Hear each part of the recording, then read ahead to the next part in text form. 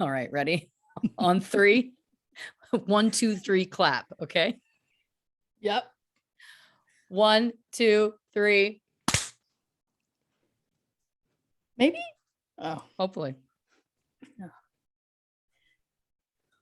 What's up, everybody? Welcome to another episode of True Crime and Cocktails. It's your bitch, Christy, and with me, as always, it's a bird, it's a plane, more like it's a fox.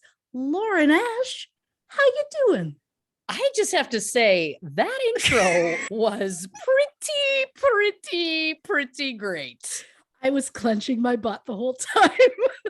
I am so jazzed that It's Ya Bitch Christy came out. I am proud. That's growth. That is growth. I'm in a weird energy headspace today. And I was like, you know what? It's time to try again. Yeah. And I just needed to go for it. And we talked about it before. And I was like, I'm going to go for it. And if I don't, we have a clip for another clip show down the road. We got a blooper, but guess what? We didn't have a blooper. We had a beautiful moment. So there you go. I mean, oh Lord knows what's going on with this woman. You sound like I feel, baby. I am frazzled. This one broke me. This one broke me. You know what it is about? It's just that there's so much information. Okay. That's the tough thing. That's the tough thing. And so it's tough to figure out, what to include, what not to, and more than anything, just wading through all of it. It feels like I've been in this for like a month. And I'd like to get out now. Yeah. I get that. Yeah. It's probably different when it's like a specific, like one specific case. Whereas when it's a serial killer, because if those listening haven't noticed yet, I'm driving this bus. I did, refer to myself as ya bitch, and I'm your collective bitch.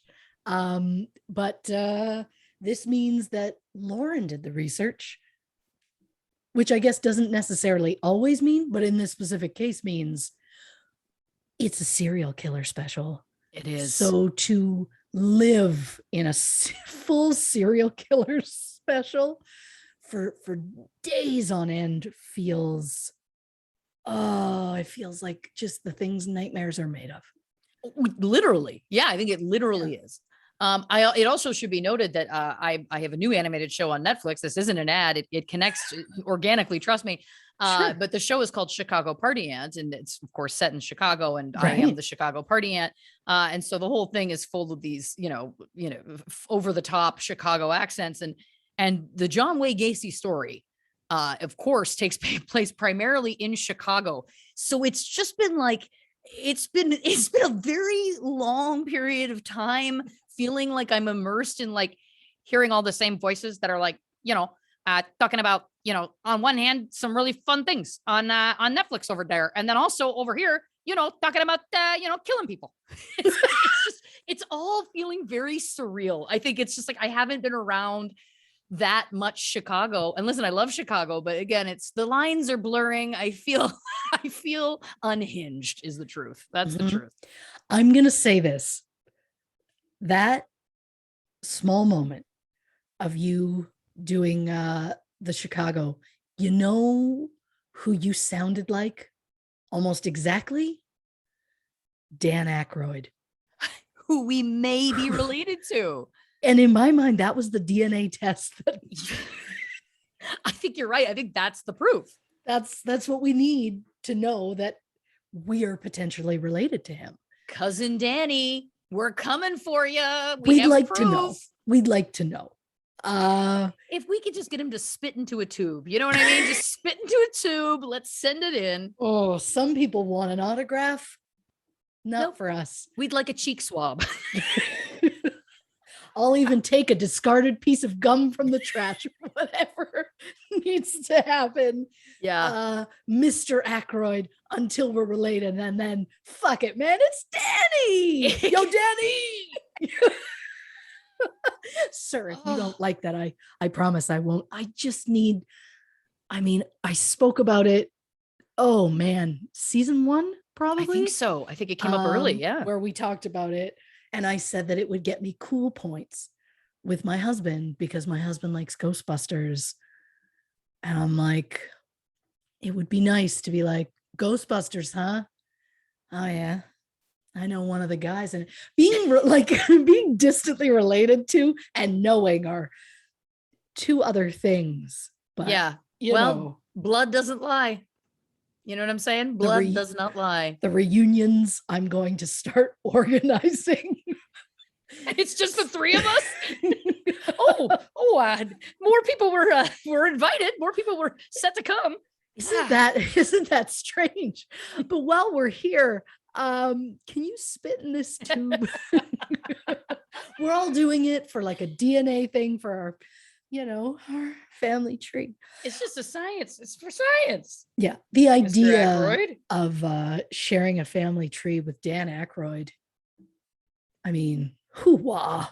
I don't know what I'm not a Navy SEAL. I don't know what that was. Again, I don't know what this headspace is or what's going on, but what I like is that we're matching.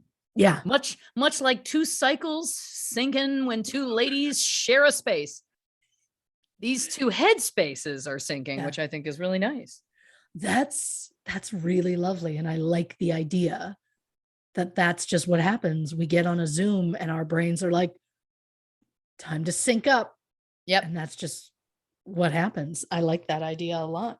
Me too. Now to get through this evening, are you drinking over there? Now, as you know, I don't like to drink and read, but I've got a very full glass of white wine in a cup that says Merry and Bright. It's a Christmas cup because I need some lightness to bring hope into the dark world of Gacy. And that is, what I've tried actually is I've tried the Matua. There's a new one and it's a low cal. I'm not suggesting that anyone needs to count calories whatsoever. For me, I was mostly just curious, if you're taking down a bottle of it at a time, I was like, hey, let's see. And you know what? It's not bad. Sometimes I find the lower cal wines, it's like, oh, I can see why, but this one's not bad. I give it an okay grade.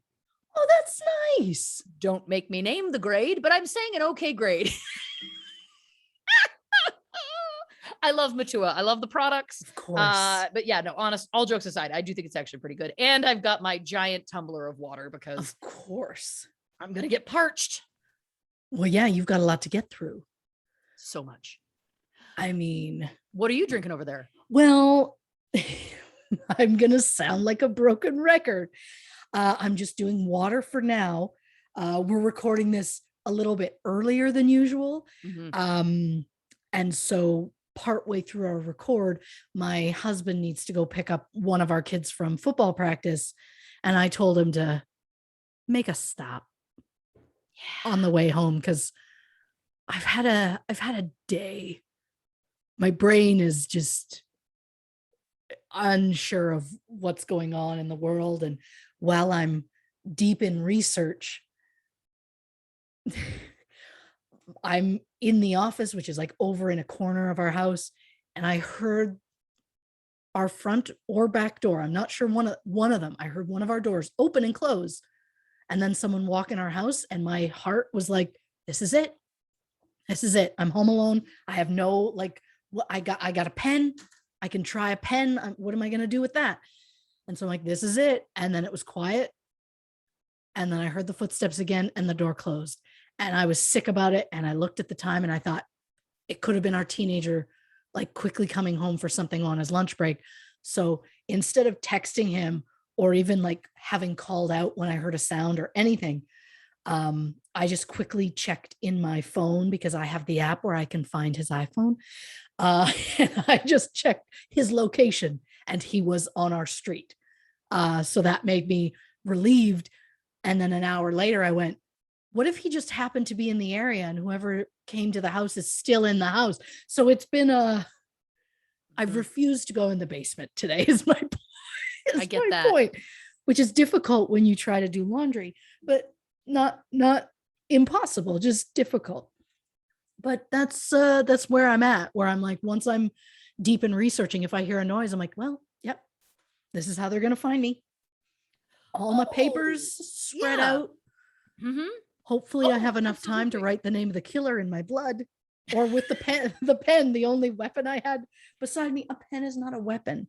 Well, I need to learn how to make a pen a weapon. I think that given the, if you were pushed, I think your instincts would kick in and that pen would, who are we kidding? I'd grab a lamp.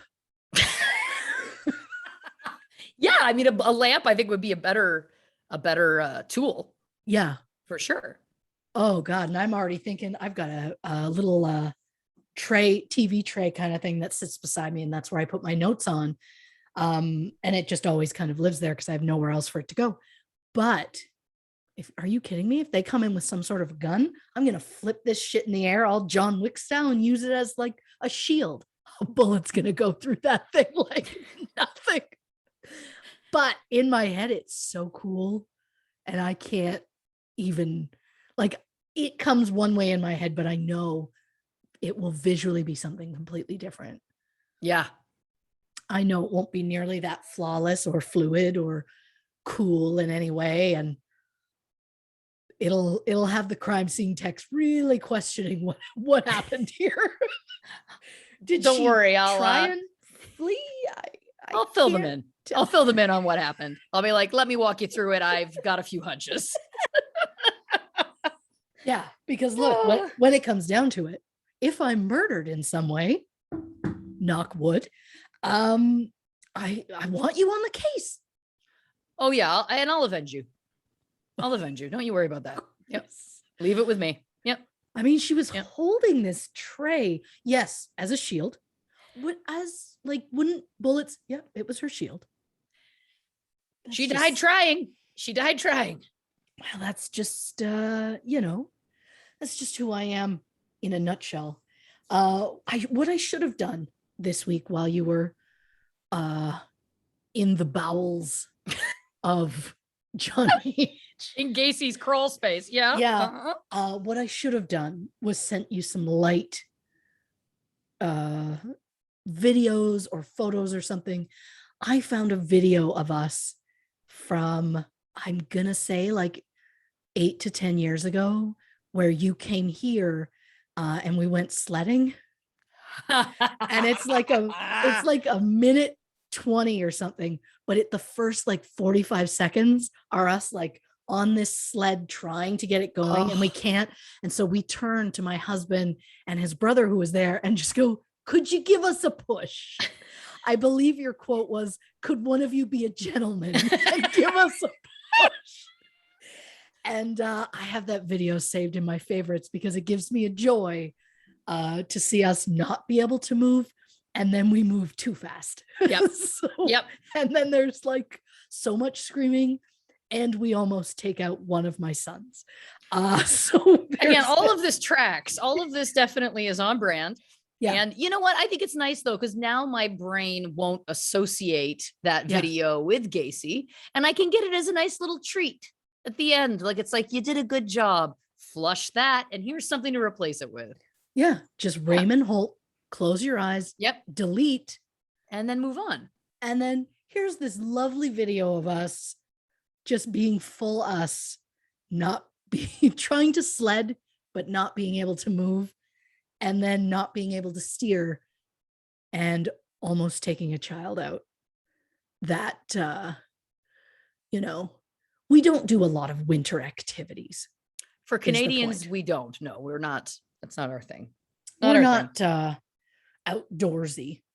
No. But I mean, good God, if Ryan Reynolds asks if we want to go sledding, get the fucking sled out of the garage. Ready to go. Why I specifically had to go Ryan Reynolds? I don't know. But because we talked Canada. I should have been like, Dan Aykroyd, if you're interested in sledding with family, let me know. What a specific reunion. Get the toboggans out and the crazy carpets. Let's go. Oh, I mean, it's just a dream, the idea that we're related to him. We might not be. It's more likely that we're not, but Well, I don't I know think because I if do. grandma thought so.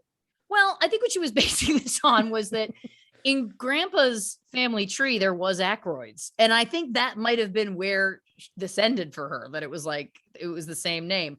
But I'll also give her credit that she was a smarter lady than that. So maybe she knew something that I don't know. You know what I'm That's saying? true. But I mean, she would not have had the access to looking into it as far as we could potentially now. Now I'm going to have to look up his family tree somehow.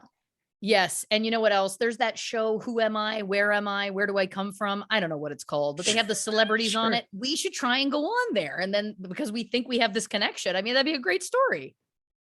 And then what if we find out it's someone like, oh boy. Like, what if it's like, you're not related to Dan Aykroyd? I'm so sorry. It's Justin Bieber. Like, what if? You know, I Oh. think that it's one of those things that much like, you know, I'm assuming for a parent, it's like, I'll love it whether, you know, whatever it is, no matter Yeah. who it is or what it Mhm. wants. I think that's what it'll be. Our celebrity relative, because now we've just become convinced there's got to be one. If it's not Dan Aykroyd, it'll be somebody else. Mhm. I think we will learn to love he, she, they, them, no matter what. Sure. That's what I think. I've also just thought of an upside of being related to Justin Bieber. It then relates us via marriage to all of the Baldwins. And I would be interested in being in that will. That's a Thanksgiving table I'd like to have a seat at, if I'm being honest. Just to have a yeah. little look around, you know, just to observe.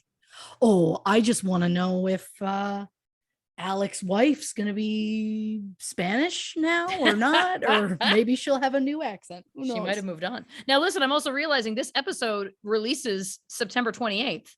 Yeah. Which is the day that our episode of Celebrity Game Face airs. I love that you Synergy. know that. I had no idea. I thought I told you. That's on me. I haven't known for long. It's only been a couple of days. I've been again in Gacy's basement. That's where we're at, in Gacy's basement. No, yes. On E, Kevin Hart's Celebrity Game Face. You got to tune in, watch Christy and I compete. It was just such a time, and it feels like it was 6 months ago. We filmed that 6 months ago. We filmed it when I was at your house In March. So that was oof. Yeah. God, I'm not gonna lie, I remember little. Yeah, I think it's gonna be fun to rewatch it because I don't know. I mean, I still have not seen our Kelly Clarkson appearance. I'm too scared. I've had people mention it. I had someone she's gonna get mad at me. She doesn't listen to the show because she's scared of true crime, so I'll get away with it. Friend of mine, lovely woman, Jolene. I saw her at a football game the other day, and she was like, "We recorded your Kelly Clarkson interview," and my favorite response when someone ever mentions seeing it, I always go, "Well, that makes one of us," because I'm like, I just can't bring myself, because I don't remember physically being there. So my brain is like, I can't even begin to think of what I said while I was there. Someday I'll come back around, but sure, who knows? And so then she was like, "I'm so excited about you in the podcast. I have to apologize. I'm afraid of true crime." Like, you don't have to listen. And it turns out she listened to Unsolved Mysteries as a child, but it did the opposite for her that it did for us. And it sent her the other way. Right. And then she, as we were parting at the end of the game, she was like, "Don't talk about me on your podcast. I know you could, and I'll never know, but like, you can tell them I'm irritating." And I'm like, "You're not irritating." She's rather quite lovely. But I love that I was like, "Oh, I won't mention her because you know, that might end up embarrassing her. She won't know about it." But I would, now I'm going to go out of my way to try and make this a promo so she can somehow see it. I like to know that I did talk about her, but not in a negative way, because how could you? Of course. But it just made me laugh. She's seen more of my interviews than I have, because I can't. It's not who I am. Well, listen. But who I That's, am yeah. is your bitch who's driving this bus. And I think we're ready. Let's get into it. Let's get into it because there's so much to get through. It is a beast. It's your bitch. I don't know what's going on, but this is where we're at. I also love that we've just gently said it, but we've never fully said it yet. So I'm going to say it now. Today's episode is about John Wayne Gacy. Thank you very much. Thank you very much. We have not pointed that out. We've teased a little bit, but as Lauren has said in the past, if you've clicked on the episode, you know. Yeah. So, exactly. Exactly. So I am going to regale you with this synopsis written by Lauren herself. And I cannot wait because I see how she's ended it. And I hope that's how she always ends them. It's becoming that. I like the little things. Yeah. That just keep happening. I like the little things that come up that just become a part of our show. Because it's like in Mean Girls where it's like you can't make fetch a thing. On this show, we can make whatever we want a thing, and we do, which is nice. Yeah, we don't mean to half the time. It just does. Yeah, like I did not mean to bring up Dan Aykroyd twice, but here we are. Yeah, good Lord. All right. John Wayne Gacy is one of the United States most I'm not gonna fuck up her words. So John Wayne Gacy is one of the United States' most notorious serial killers. He was convicted of the murder of 33 boys and young men, most of whom were found buried underneath his home in northwestern Chicago. Known to many as the Killer Clown, due to his favorite pastime of entertaining children as Pogo the Clown, Gacy was put to death for his crimes in 1994 by lethal injection. While he initially admitted to all of the murders, he later changed his tune, claiming he wasn't responsible for any of them. And while he was a master manipulator known for his lying, is it possible there is more to the story of what exactly was going on in that house on Summerdale in the 70s? And is it also possible that Gacy was just one part of something much larger and even more sinister that was going on at the time? Lauren Ash investigates. I love that so much. It is what it is. You know what I mean? Like, come at me. It's what we're doing. We're sleuthing. We're investigating. We're detectiving. If I can end my episodes with reporting for True Crime and Cocktails, certainly you can start ours with a bang. Come on. Listen, I plan on ending mine that way as well. Now listen, a couple of quick things before we get out the gate. One, I am going to refer to Gacy as Gacy, even if I'm talking about him when he's a child. Again, for me in my brain, when I'm writing these things, it's just easier for me to keep it as one name throughout. I've done that in past episodes too, like with China. She was China all the way through, even before she had that name in the chronology. That's just what we're doing. Sure. The other thing I want to say is this. There is just so much information. I'm going to try and get through as much as I can, as quickly as I can, but I am trying to focus on the things that I didn't know. I don't think that there's a lot out there about his childhood, his younger years and stuff like that. I really had to dig for a certain amount of what I found. So that's going to be the stuff that I kind of focus on more than the crimes, even more than the murders, because that stuff's a little bit more well-known. So I just offer that. This would be literally, 18 to 26 hours long if I wanted to get into absolutely everything. So I just preface that as a heads up. So here we go. John Wayne Gacy was born in Chicago on March 17th, 1942. He had an older sister named Joanne and a younger sister named Karen. His father, John Stanley Gacy, was an auto repair machinist and a World War I veteran. His mother, Marion Elaine Robeson, was a homemaker. Gacy was of Polish and Danish ancestry, and his family was Catholic. His younger sister, Karen, says John was a funny child, but not carefree. Gacy was overweight and unathletic, and because of a congenital heart condition, he was told to avoid all sports at school. His father saw the heart condition as a failure. Yes, John Gacy Sr., not a nice man. He has been Mm. described as physically abusive and an alcoholic. Every night he would come home from work, go to the basement, and drink toot toot brandy. Oh, I bet he's less fun on brandy than I am. Yes, apparently not the same kind of trip that you take.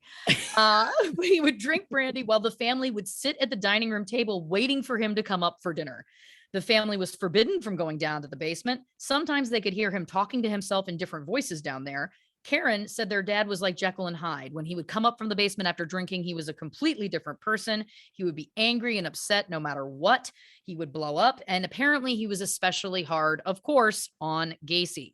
Although I should also note that I did read one account that at one point he struck his wife, Marion, so hard that he knocked out some of her teeth, and she ran out of the house into the street, and he chased her and continued to beat her. So it sounds like he was hard on her as well. Oh. Yeah. So when the kids misbehaved in general, he would spank them with a razor strop. Now that's of course the very long, thick piece of leather. If you see somebody sharpening a blade, Sure. that's what that is called. Which again is very heavy and I'm sure would be extremely painful. I mean, people talk about obviously getting beaten with a belt. This would be that times 1,000, I think, because it's a lot thicker. So you get the idea. Now, Karen says that Gacy would not cry when he got his beatings and that sometimes she thinks that would make their dad angry. They knew in general that they had to be quiet when he was at home. And so I'm sure that that was a part of his mentality as well. His father also belittled him, calling him dumb and stupid. He would often compare him to his sisters in an unfavorable manner. One of Gacy's earliest memories, according to him, was simply being beaten by his father with a leather belt. Oh. His mother tried to shield him from his father's abuse, but that only resulted in John Sr. saying Gacy was a sissy, a mama's boy, and would probably grow up queer. I also should give a huge warning that there is a lot of stuff that I'm going to say that is not my terminology or words. This is just, I'm quoting people, know that. Despite all of this, and this is where we're putting the psychology hat on early, Oh. Gacy still maintained to the very end that he deeply loved his father.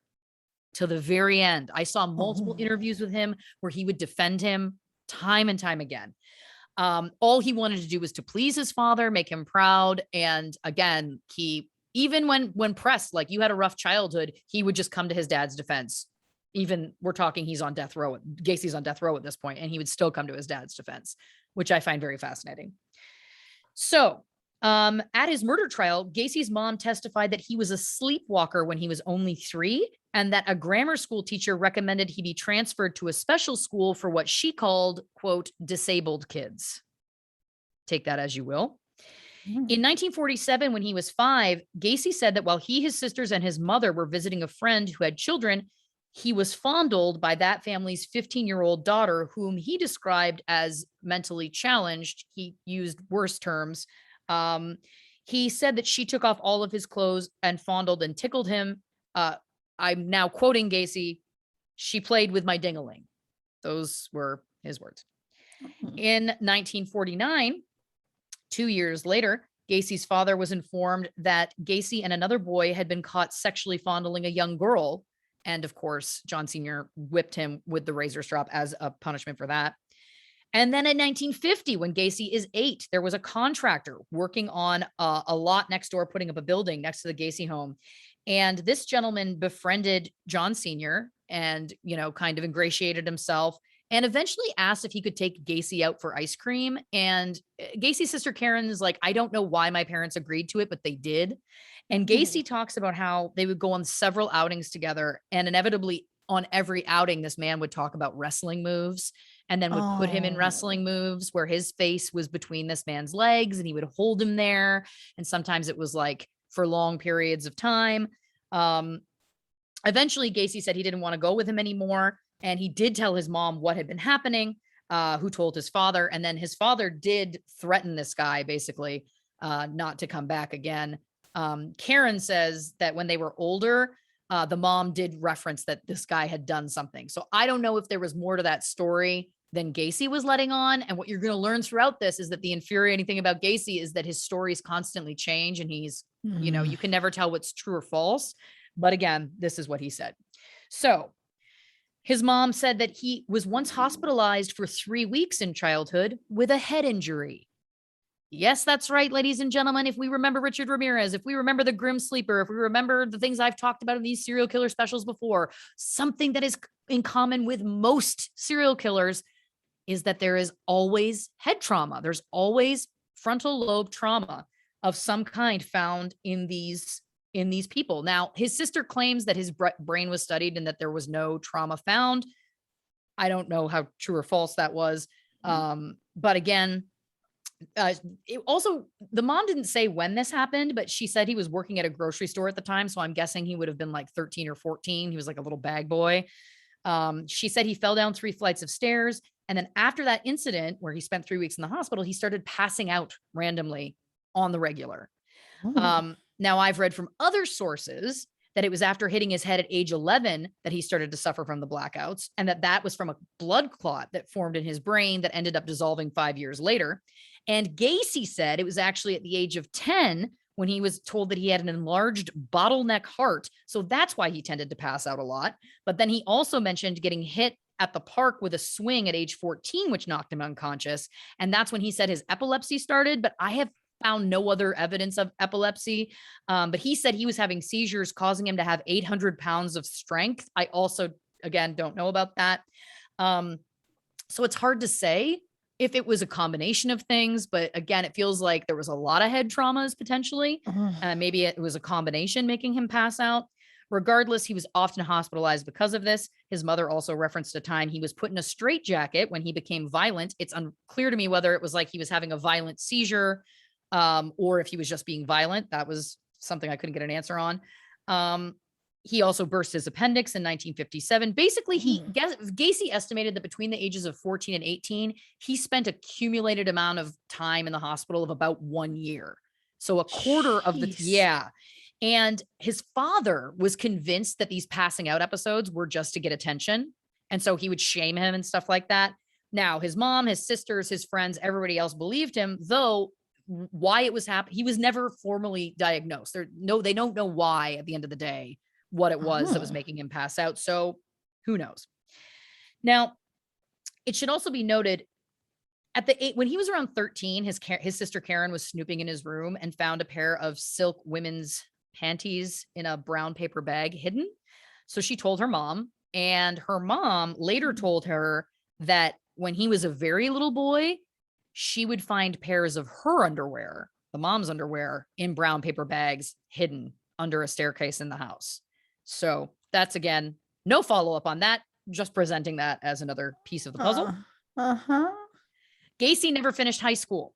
He took off to Vegas. Now, Gacy said he was 20 at the time. His sister said he was 17. Either way, his sister said he got into a really bad fight with his dad.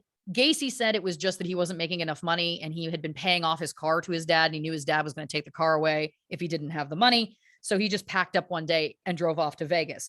Apparently, he had a female cousin who had run away to Vegas about 2 years prior and was working as a, quote, his term, high-end hooker. So again, I don't know.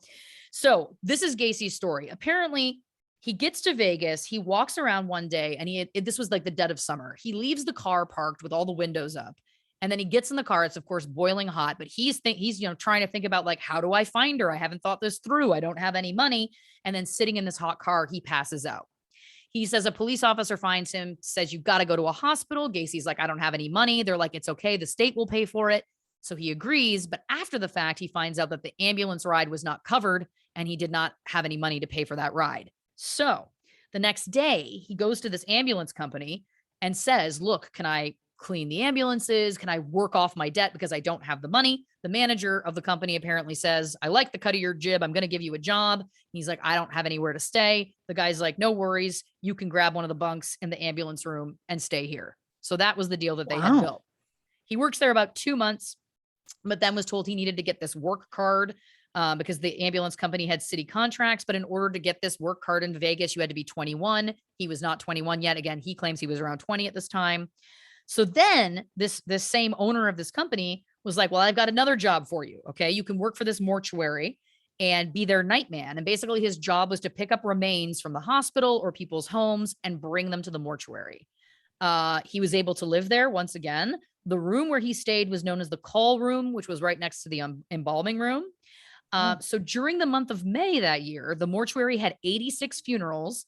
And over the course of 2 months, he was pallbearer for 75 of them and never knew the person or the family. So think about that there is 75 families who had funerals in Vegas in that time period. And John Wayne Gacy was one of their pallbearers. Isn't that wild? It's always crazy to me to think of anybody who knew or interacted with one without realizing it. Yeah. Like, oh yeah. Ay. So now Gacy says he eventually grew homesick and that's what took him back to Chicago. But other accounts do say that one night in the mortuary, he climbed into the coffin with a body of a boy whose member perhaps was erect from his death, and that he kind of was like putting the body on him, but then freaked himself out. And then the next day called his mom and asked if he could come home. Another account was that he was outright having sex with the dead bodies, and that when he was called on it by his employers that he admitted it and they fired him. But again, Gacy says the necrophilia is a lie. He didn't sleep in the mortuary. He slept in the room next door. He gets super defensive about this for some reason. But anyway, he also had a quote, which was, "The dead won't bother you. It's the living you got to worry about." Chilling. So his sister Karen says she noticed a big change in him when he got back from Vegas. She said he was more into himself, just like a totally different person. In Chicago, he apparently took classes at a business college, somehow without a high school diploma. Not sure how that worked. Then he got a job as a shoe salesman. The company he worked for sent him to Springfield, Illinois, to be a superintendent of the sales of its shoes in a department store. In Springfield, he lived with an aunt and uncle, and he met Marlon Myers, whom he got married to in September of 1964 when he was 22. His sister said that at this time, this was the first time his dad had ever approved of something that he had did. Like, this was the first time his dad was like, "I'm proud of you," basically. I don't know if he said it to him or not, but he was happy with him for the first time. Oh. Gacy says that this is around the same time he had his first homosexual experience. He claims he was drinking at a friend's house, passed out, and when he woke up, the friend had Gacy's pants down and Gacy's penis in his mouth. Gacy said he felt like he couldn't ask the man to stop, and that he actually didn't want him to stop, that he liked it, but that he felt like conflicted about the whole experience. So 2 years later, 1966, they've moved to Waterloo, Iowa. This was because Marlon's family, the father, had KFC businesses nearby, and he wanted it to be a family business. So he wanted Gacy to come and help him manage them. He wanted to build up this kind of like mini empire for his kids, and wanted Gacy to be there with him, like learning the business. Gacy and Marlon had 2 children together, a son in 1967 and a daughter in 1968. Also, KFC side note. Gacy's final meal on death row was 12 deep fried shrimp, a bucket of original recipe KFC chicken, French fries, and a pound of strawberries. Last meal side note in a side note. Of course. The tradition of having a customized last meal was thought to have been established around 1924 in Texas. Now, different states have adopted different rules. For example, in Florida, the food for the last meal must be purchased locally and the cost is limited to $40. In Oklahoma, the cost is limited to $15. In Louisiana, the prison warden traditionally joins the prisoner for that last meal. I also learned that it's usually served a couple of days in advance, that it's not actually their last meal, and that it's often referred to as special meal as opposed to last meal. Sometimes the prisoner will request to share the meal with another inmate, or just for the meal to be distributed amongst the other inmates. However, in September 2011, the state of Texas abolished all special last meal requests after the condemned prisoner and known white supremacist Lawrence Russell Brewer requested a huge and expensive last meal and did not eat any of it, stating he was not hungry. And yes, I have his order. You knew that was going to be a question we were going to ask. Here it is. 2 chicken fried steaks smothered in gravy with sliced onions, a triple meat bacon cheeseburger with fixings on the side, a cheese omelet with ground beef, tomatoes, onions, bell peppers, and jalapenos, a large bowl of fried okra with ketchup, 1 pound of barbecue with half a loaf of white bread. I don't know what that was, some sort of barbecue meat, maybe. 3 fajitas with fixings, a meat lover's pizza, 3 root beers, 1 pint of Bluebell vanilla ice cream, and a slab of peanut butter fudge with crushed peanuts. What a dick that he was like, here's this long list and I'm not hungry. I'm not going to eat it. Wow. Yeah. Also, I mean, I'll take that burger and probably that fudge. Because while you're reading this, and I should be like thinking of like, oh, this was his choice, and he was clearly doing this just to be a dick. I was in my mind, you were reading me a menu and I had to make a choice. Of course. Of course. The burger will always be my choice. I know. Listen, you love a burger. Yeah, I do. All right. So back to Iowa in 1966. Gacy joined the local JC chapter around that time through the Waterloo Chamber of Commerce. Now, the JCs were a group of young business people. It was a nickname for the United States Junior Chamber, who provide leadership training through community service. People from Waterloo said that these people in their community always have the ear of the mayor and, in a limited sense, kind of ruled the town. John was a recruiter for them. He was probably the best they've ever had, according to them. He would get into anything that would allow him to get more contacts. He said he was the man in the community, a big leader. He also did lots of inspirational writing for them about how to manipulate people, how to, quote, inject your ideas into other people's minds. And yes, he claimed he was successful doing it. So, well, I know what you're thinking. Well, it sounds a little bit odd. It sounds like a reputable organization. And I'm sure that I think that there's still chapters that exist now, but, and I don't know anything about them. I'm sure they do good work, but this time sounds like maybe it was a little problematic. Well, buckle in.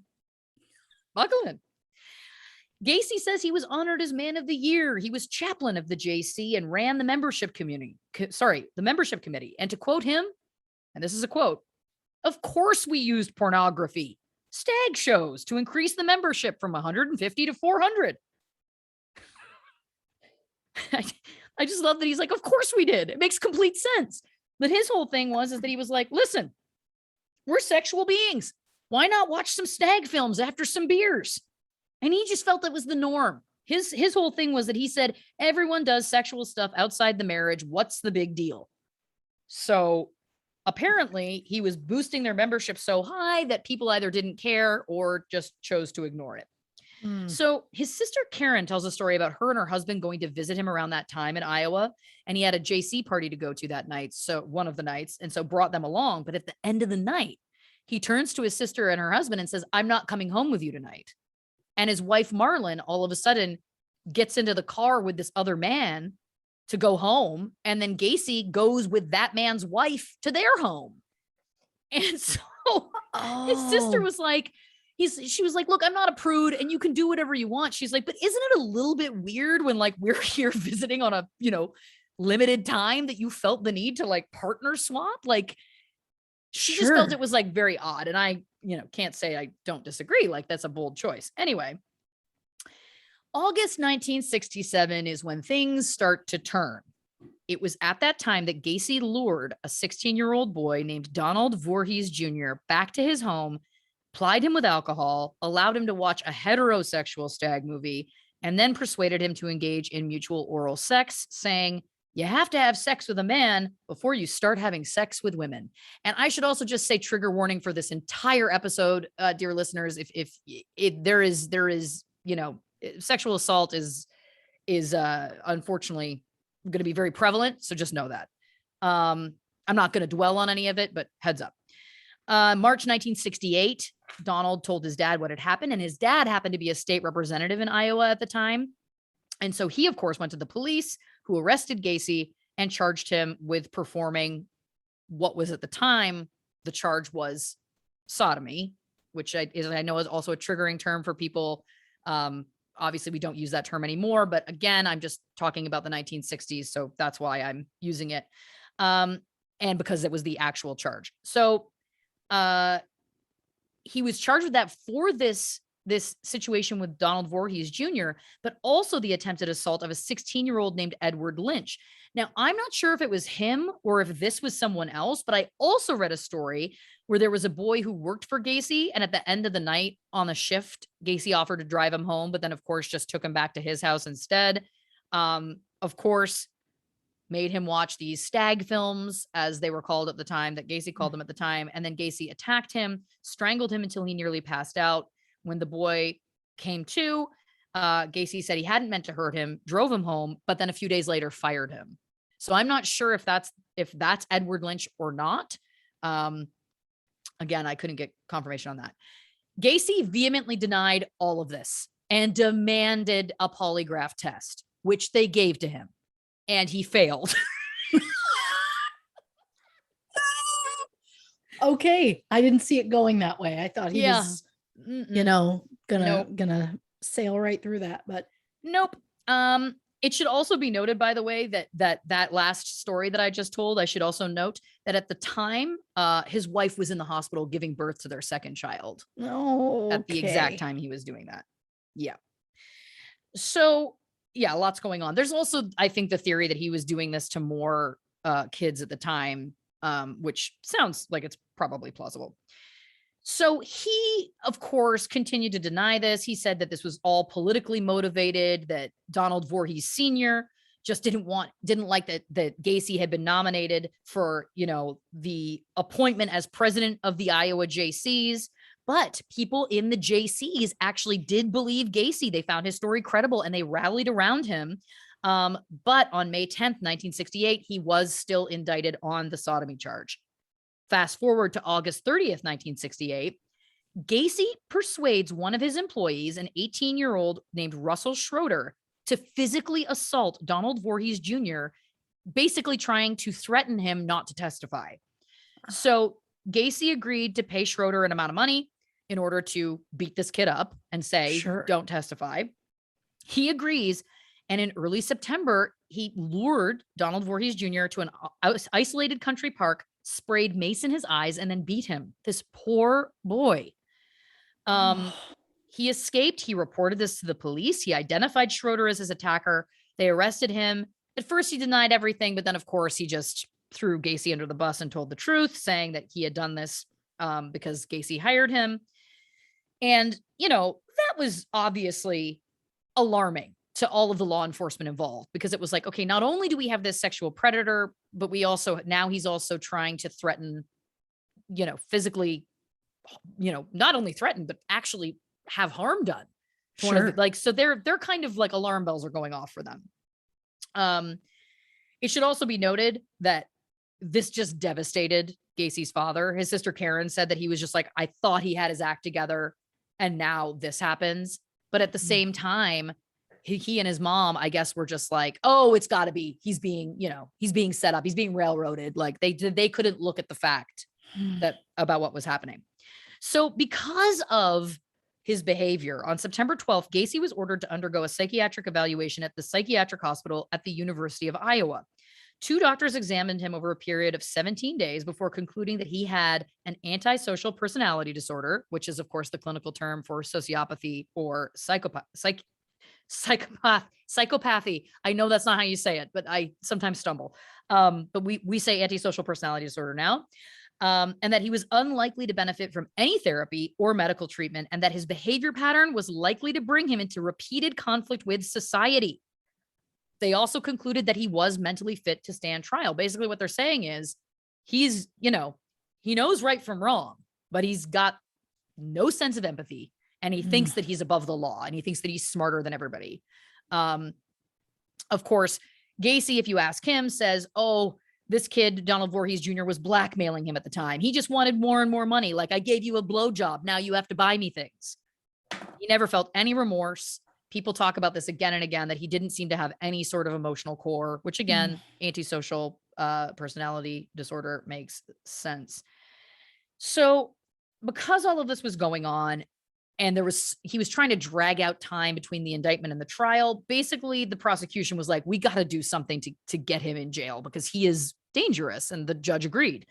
So they charged him with additional crimes, kind of to like force him to just like, we got to deal with this, which did make him eventually plead guilty on the sodomy charge. And the judge sentenced him to 10 years, which was the highest sentence he could give because he was convinced based on all of this that he was going to reoffend and he was very dangerous. And he was sent to a men's reformatory at a place called Anamosa, which was typically for younger offenders who committed crimes where they thought that there was rehabilitation was a possibility. So that was kind of what they thought. Like, let's put him in there for 10 years. Hopefully that they can do some work or something, I think was the kind of mentality, but we'll get into that in a second. Marlon was still his wife at the time of sentencing, but had filed for divorce. Her dad found out after he got arrested that Gacy had actually been really inappropriate with a lot of the employees at the KFCs. And so Marlon's dad was not sympathetic at all. He wanted Gacy out of his daughter and granddaughter and grandson's life. And they never saw them again. He never saw his kids again, and he never saw Marlon again, ever. As far as I could tell. Yeah. So he gets put into Anamosa. He immediately just joins the prison JCs. He just wastes no time. This guy's just like, all right, I'll make good of this then. So he lied about why he was there, of course. His version of the story was that he got arrested for showing porno movies to teens. He never got into the sexual assaults because obviously if that came out, I'm sure he could have been badly harmed by his fellow prisoners. Sure. And he managed very, very quickly to get himself into a position of significant influence. He was interviewed for a news story at the time, and the interviewer even says to him, like, you're a man of some authority here. What's your title? And he was like, I'm first cook. There's 9 cooks under my direction. And the kitchen was the most prestigious job you could have in the prison. And he got a lot of privileges because he would give privileges. He would, take the best steaks and cuts of meat and curry favor with the guards. It should also be noted that outside of the kitchen, only the guards and administrating staff would wear white shirts, but somehow Gacy also did. He was the only prisoner. And one of his fellow inmates, a gentleman, Ray Cornell, he said that that's proof that Gacy was not only in with people in the laundry, but also in the dry cleaning and in the administration and the guards, because he was breaking the rules. It's like, how did you get access to those shirts? So you'd have to have, you see what I mean? Like it was yeah.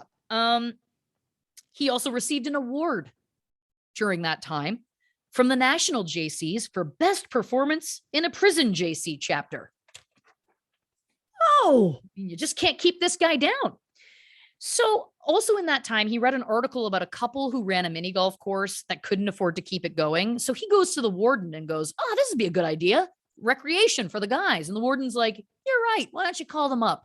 So Gacy gets on the phone, tells them that he runs a nonprofit, doesn't disclose that he's an inmate, and says, look, if you donate it to this reformatory, you'll get a tax break. And so they said, okay, the mini golf course is still at Anamosa to this day. The John Wayne Gacy mini golf course. Now it doesn't have a sign or anything, but there you go. Yeah. So again, it's like being empowered in those ways is interesting to me. Like, but this is the story that you hear again and again, was he was just like this affable, normal dude that everybody liked, who seemed like such a great guy, and nobody could believe it. Until, the people that got very close to him, obviously. But, Ray Cornell, who was in prison with him at the time, said that he had so much power. He believed that honestly, if he wanted to have someone killed, that he could have had it done. Like it was like he had that level of power in jail. So after about a year in prison, his dad died. John Gacy Sr. died on Christmas Day. Gacy felt responsible for his death. He carried apparently, so much shame and guilt of getting put into prison because he felt like he let his dad down. The truth is he died from cirrhosis of the liver, plain and simple. He did also have cancer, but they said it was the liver cirrhosis that took him.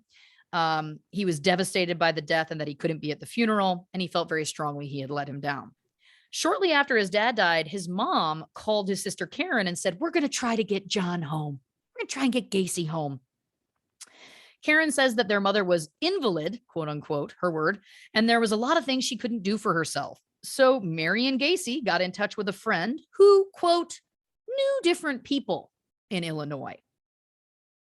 And they got letters of support to bring to Iowa. And because of those letters and Gacy's record of being a model prisoner, they thought he was rehabilitated. So after 18 months of his 10-year sentence, he was released. And he had a transfer of his parole from Iowa to Illinois, where his mother was living in Chicago, which they had to, of course, go through this whole process of. Even though at his sentencing, I want to remind you, his psych eval had the following quotes. This guy is a sexual psychopath. The final diagnosis is antisocial personality. He is unlikely to benefit from known medical treatment. For the rest of his life, he's going to remain a dangerous sexual predator. The most striking aspect is the total lack of responsibility. Behaves impulsively. Has an alibi for everything. Repeatedly into conflict with society. Will continue to commit crimes. Basically, every warning sign was read. And then they just assumed because he was such a nice guy and like, oh, he's fine. He must be over that now. So, and he was sentenced to 10 years and he did 18 months. Yes. And all of that was read out loud at his sentencing hearing. That's the reason why he was sentenced to 10 years. And then magically, I guess they thought that just went away. I don't know. So Ray Cornell thinks that money exchanged hands. He believes that there was some sort of bribe, but everybody involved is dead now. So there's probably no way of ever finding out, but that's his instinct, which, I mean, we'll get into more of that later. From a law enforcement standpoint, there was no transfer of information about Gacy. There was no system at that point where they tracked people who were on parole. They just didn't do it. So none of that information went to Chicago, but he did. So he goes to Chicago, gets a job at a place called Bruno's. It's a restaurant. He was living with his mom in her condo. He apparently never tried to contact Marlon or the kids at this point, and I think that was throughout the rest of his life.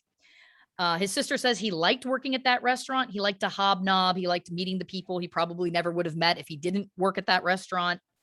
In February of 1971, 8 months after he was released from prison, a boy in Chicago told the police that Gacy picked him up and tried to force him to have sex. Gacy was arrested for assault. He said that the boy had been hitchhiking and had propositioned him and that he had thrown him out of the car. In any case, the boy did not show up to testify.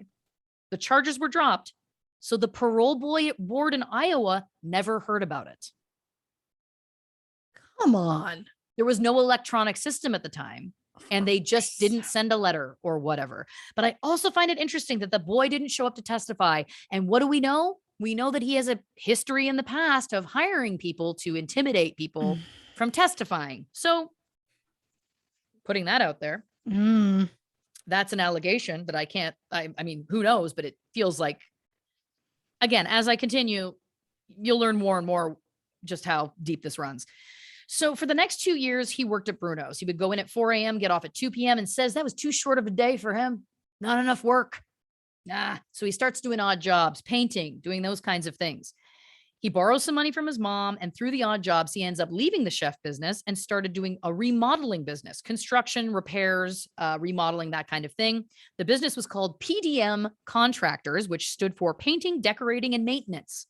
He was able to work 52 weeks a year. He bragged. Most construction companies had to shut down for the winter, but he was too busy. He had a long waiting list. Business was growing fast. His specialty was remodeling drugstores. For some reason, he was just very good at figuring out how to lay them out. And his thing was that he hired teenagers to do all of his work. They were cheaper than hiring union carpenters, so it was inexpensive labor. And he would say that, if I hire an experienced guy, he's already going to have his own way of doing things. But if I hire young kids, I can train them, tell them how to do it how I want it, and then they do it that way. I'm sure that was his only reason. Yeah, exactly. So Gacy starts to tell his mom he needs a bigger place with a garage. He can't run the business out of a condo. So she sells the condo and buys a house that he picked out, 8213 West Summerdale, in a neighborhood called Norwood Park, outside Norwich on Chicago's west side. It was a working class area. Gacy was very excited to start his business, and the mom was very happy to be back in a house again. But it seemed short-lived. His sister Karen's girlfriend, Carol Lofgren, started dating Gacy.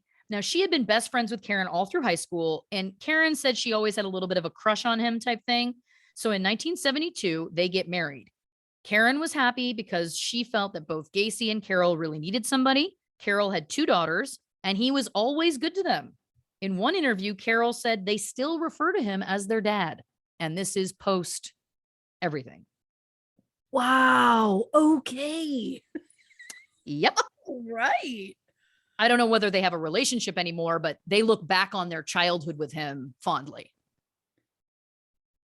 Okay. But remember, he's a chameleon, right? So sure, he was good to them. So I guess, you know what I'm saying? So yeah. Karen says that he moved Carol and her kids in, then Carol's mom, and Gacy's mom was already there in the house. But she also said that she didn't want to interfere because they had a new marriage. So she felt it would be better if she moved back out onto her own. So he got her an apartment in a building that he was doing maintenance on Miami Avenue, not far from his house. So my question is, if she was an, quote, invalid who couldn't take care of herself, and the whole point of getting him out of prison was to take care of her, how is it that he so quickly was able to put her into another apartment and that whole thing just went away? Yeah, I guess they had no way of looking into it or keeping track or paying attention. It felt like once he was released, it's like, okay, bye. And it was, yeah. It was exactly that. Karen says that their mom protected John all the time. All the time. That was her exact quote, which I thought was interesting. I was like, oh, okay, there's some juice behind those words. Yeah. She says that one time their mom came home to this apartment and it was totally dark. And when she turned on the light, she found Gacy with another man in her living room. Obviously, this scared her. She wasn't expecting there to be people in the apartment. Sure. She said she didn't know what was going on. Karen pressed her later on saying, did you ever find out what he was doing there that night? And she said, oh, it was nothing. Karen believes that their mother carried secrets about Gacy to the grave, that she would just protect him to the end. So many who knew him later in his life, at this point in his life, said that they felt like it just seemed like he thought he could get away with anything because of his political contacts. What contacts? I'm going to tell you. So he's obviously built a successful business at this point in his life. He's very likable, hardworking, well-known in his community. He threw these big 4th of July parties, which were a who's who of Chicago politics. Several different groups would come to these parties. He was known as a, quote, political operative for Norwood Park. He was a parade organizer for the mayor of Chicago and a Democratic precinct captain. Precinct workers were considered the mayor's foot soldiers. He also told local Democratic officials that he wanted to run for office himself one day.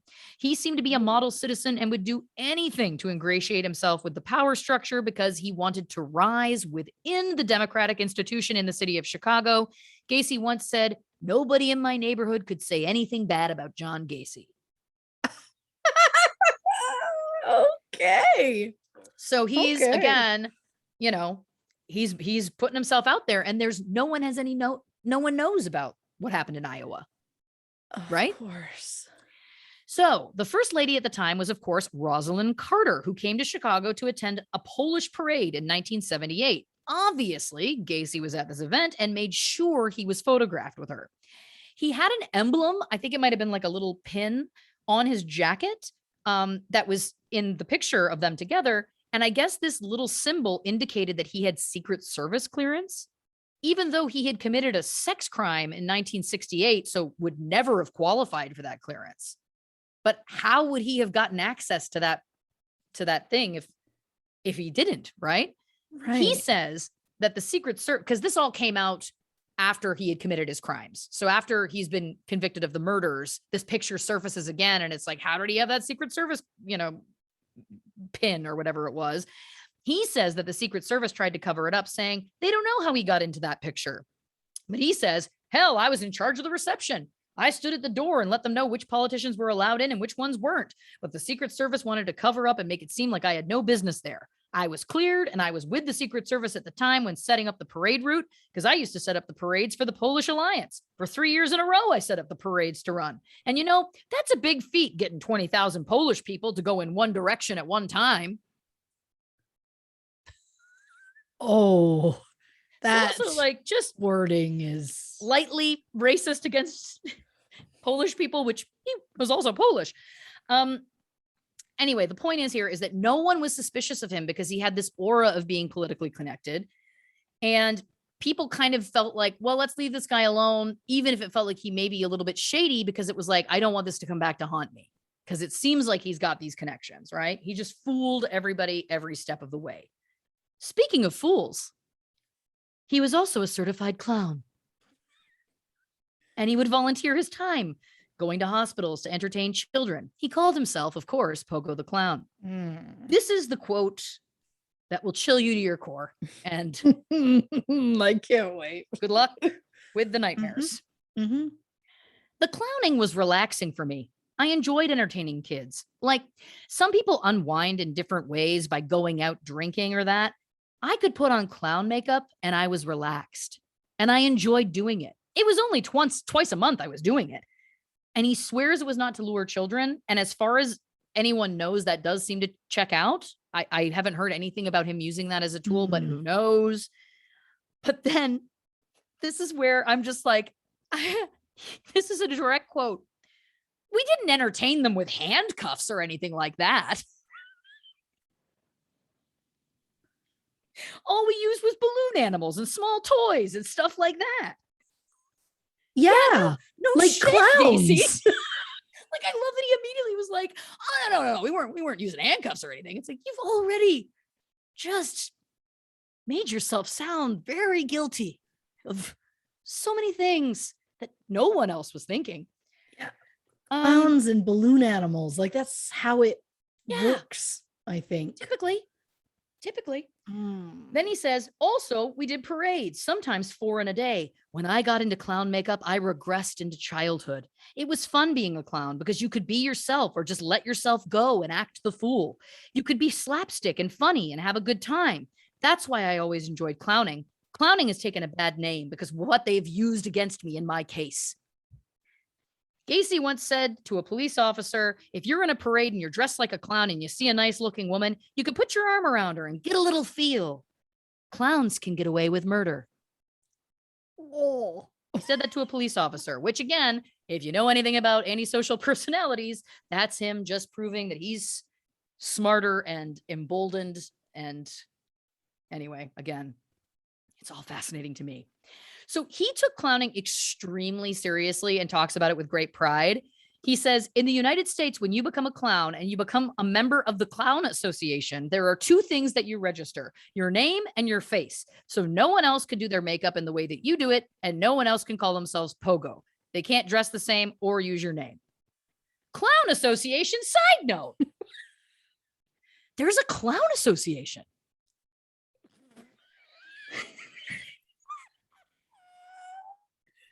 Thank you for that. I was thinking it. Know that I was thinking it. Yep. Oh, who knew? Yeah. Moving on. I was like, I could get into this further, but I think that says it all. So in regards to his sexuality, an interviewer once asked him, and I quote, the media has called you a homosexual killer. What's your position on homosexuality? So he would have been asked this in prison probably around like 1992-ish. He says, and I quote, I have nothing against it. I'm an outspoken liberal. I don't care for the labeling. I don't care for any labeling for that fact. I would definitely not be homosexual. I have nothing against what they do, and I would not deny that I engage in sex with males, but I am bisexual. My preference is women, and I've been married enough times and have children, and I see nothing wrong with it. His second wife, Carol, does say he always told me he was bisexual. She didn't know anything about the sodomy case. She knew that he was in jail because of something to do with pornography, but she didn't know that there was any assaults that had taken place. But anyway, I love that he was so vehement that he was not gay. Yeah.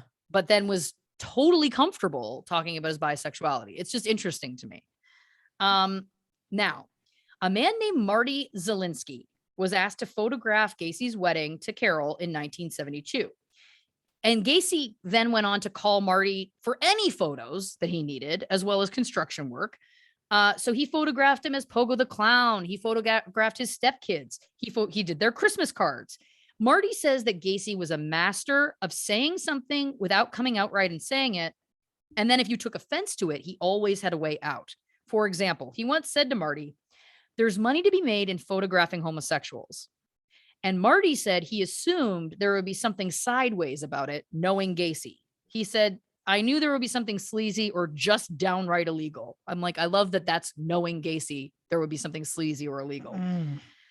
So he replied, "I don't think I want to photograph that kind of thing." And then Gacy turns on him immediately and says, "What? How dare you? I just meant portraits of homosexuals. How dare you? How dare you think that?" Just like immediately going back. Now, so he was very careful with how he worded it originally. And then, of course, immediately flipped it. And this is a story that I need you to put a pin in and remember for later, because there's a reason. But it's, again, this is just, in my opinion, this is Gacy testing the waters, seeing the response. And then when the response wasn't like, "Oh yeah," he's like, "Oh, never mind." Because he realized, okay, this isn't the one.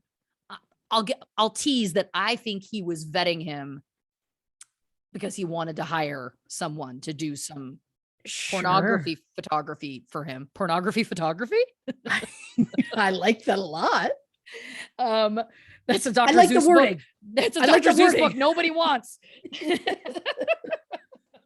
But anyway, I think that that's what it was. I think he was vetting him to see if he would do that kind of work for him. And when he didn't react more positively, Gacy was like, "Okay, I'll move on to someone else."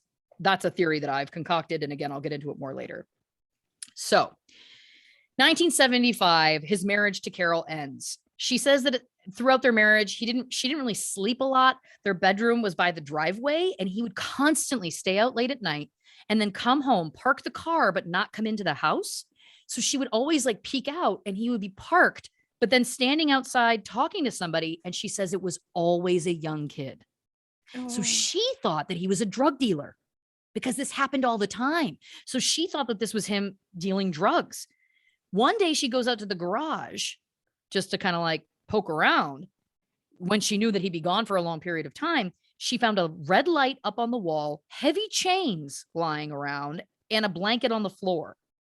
Then another time she reached under the seat in his car and found a very large crowbar. And then another time on Mother's Day one year, he said, and I quote, "Happy Mother's Day. This is the last time we're having sex." And she was like, "Oh, okay." She just felt again like, is this real? Is he lying? Like, she was just so confused by his behavior and didn't know what was going on that she then made an appointment to see a lawyer because I didn't want to live like that anymore, was her quote. Wow. Like, I just also, is sex on Mother's Day a thing? Like, birthdays, anniversaries. Like, I get like the joke of like, the further you get into a marriage, you're just hitting the holidays. But Mother's Day? Yeah. But also the specific quote of like, "You better enjoy this because it's your last taste." It's like, I know, it's so creepy. And I also don't know whether they did consummate that night or not, but it is interesting to me that it wasn't just, "I no longer want to do this." It was like, "I'll give you one last one." Like, talk about a true, like when we're getting into like the sociopath, psychopath, like the real kind of, he thought he was doing her a favor. He thought that it was like, I'll be nice. I'll give you one last one. And then I make the rules and we will no longer be doing it. You know what I mean? Like, it's just so creepy. Gross. Yeah. Oh, okay. Look, my papers are filling with notes. I know we have a lot more to get through. So let's take a quick break, grab a drink, snack some fries, and we will be right back with more on John Wayne Gacy on this serial killer special of True Crime and Cocktails.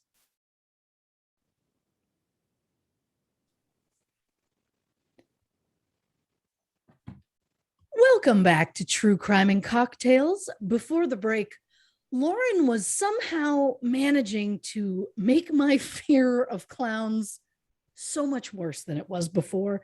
So I'm excited to see if there are any other childhood fears or traumas that you're going to make worse.